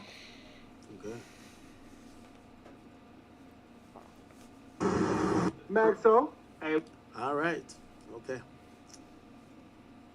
Yeah, we'll see if Floyd actually responds to this. I do think there's something going on. You know, the true story of Floyd, I've always said I do think Floyd has made an exorbitant amount of money. I don't necessarily think people robbed him, but there's a possibility. You know, sometimes when nobody many hands in a cookie jar, money goes missing. Yeah, he just spent all that shit. But if you ever asked me, I always thought that Floyd's lifestyle always was one that was always beyond, not necessarily his means, but was one that kind of always would guarantee he would get back in the ring. Right? Not saying he couldn't live nearly the lifestyle he was living with and still saved and invested, but it felt like he was one of those guys, as soon as he gets his check, he's at the nightclub, he got a section, he got a bottle, he got a new fit, you know what I mean? He bought a new TV, he pretty much spent the paycheck, which means he got to show back up on Monday to work. Right? And again, that's all good when you're getting active fights, you're like the biggest thing in the world. At this point, that's just not the case. And yes, he's going to do these exhibition boxing matches, including one with it's easy when the money's coming in. How that turns out. But that shit ain't coming in no more. Away from that, he does have a couple other fights. I think he could get a lot of money from it. I think that's why he probably spends like that. But if you think about it, Floyd has a jet. Floyd has several houses. Floyd supposedly takes care of, like, you know, his family, like, you know Yaya Mayweather, that's his daughter. You have his sons, and he has a supposedly, I don't know if still, a harem of women that are all probably financially dependent on him. So who knows? Like, I gotta think, you know, also he gambles a lot, so you never know where that kind of goes. So if you ask me, I do think that, I don't necessarily think he's broke, but maybe he's not cash rich at the moment, and I do think he's probably taking stock at, you know, he's trimming the fat a little bit. He clearly got rid of Al Heyman. He probably brought some other people in. And the first order of business is, hey, before we go forward in our future financially, is there any money that we leave on the table or we forget to collect? And I think that's why they're kind of coming back around. They can't see full books, so they're like, hey, we'll sue you to figure out what it is, because there's going to be some books. If Showtime can't confirm that they paid all the money we should have got, if they believe Al Heyman's a part of it, Al Heyman probably is not in communication with them or just isn't that forthcoming. And yeah, they got to file lawsuits, so they're trying to figure out what's going to happen. But I do think Floyd is taking internal stock before he goes forward to figure out what's the next move. Right? We'll see. Is Floyd broke? I don't know. Obviously, Floyd broke is like it's probably like 30 times richer than me. Right? And yeah, so shout out to Floyd. We will see. Chat, I am going to call it here. I know it's a little bit before 4 hours, but because I need to fix the sleep schedule, and I know we impressively, we got 11,000 in here. So I hate to call it right now, but I do got to call it right now because I want to we got 11,000, bro? Around like 4 o'clock. And the only way I'm going to do this is I got to go force myself to sleep more than 3 hours and get back on a stream around 4 or 5 o'clock type of time. Word, right? So, word. Chat, I'm gonna get off stream now. I will be back at 4 or 5 o'clock. We are gonna reset and recalibrate what we got going on with the stream to make sure that I'm not giving you 2 a.m. streams, because I know some of you guys are tight about that. Like, yo, bro. Hell yeah. I'm tired. I'm ready to go to bed bro, too. Like, we would like it when more people are here, or if it's just honestly 7 o'clock, bro. Come on. So I'm trying to fix that, chat, and I'm not gonna keep dragging the stream. So I apologize, but I will. No, 100%. I will be back in about 12 hours, right? So right around, like, I say 4:30, but it's probably gonna be 5:30, right? Chat, I love you. I will see you guys tomorrow, or not tomorrow. I'll see you guys in 12 hours. I'm gonna get some sleep, deal with my dogs, and do some regular business stuff. But I will be back on here shortly. Thank you guys for all the donations. Thank you for becoming members. There's a lot of memberships going off today. Again, if you guys don't remember, I gotta keep reminding y'all, we got our show tickets on a sale. I'm looking forward to say, we sell out on what do you call it again? VIPs. We still have a few VIPs available. Please make sure you go copy it. There's a meet and greet associated with it. Again, I have a few other people that are going to be showing up, comedians, and I do have a special performance. I haven't fully confirmed it, but we're talking at the moment. All right, chat. I love y'all. I'll see y'all in about 12 hours. Make sure you guys get some rest and have a good day at work.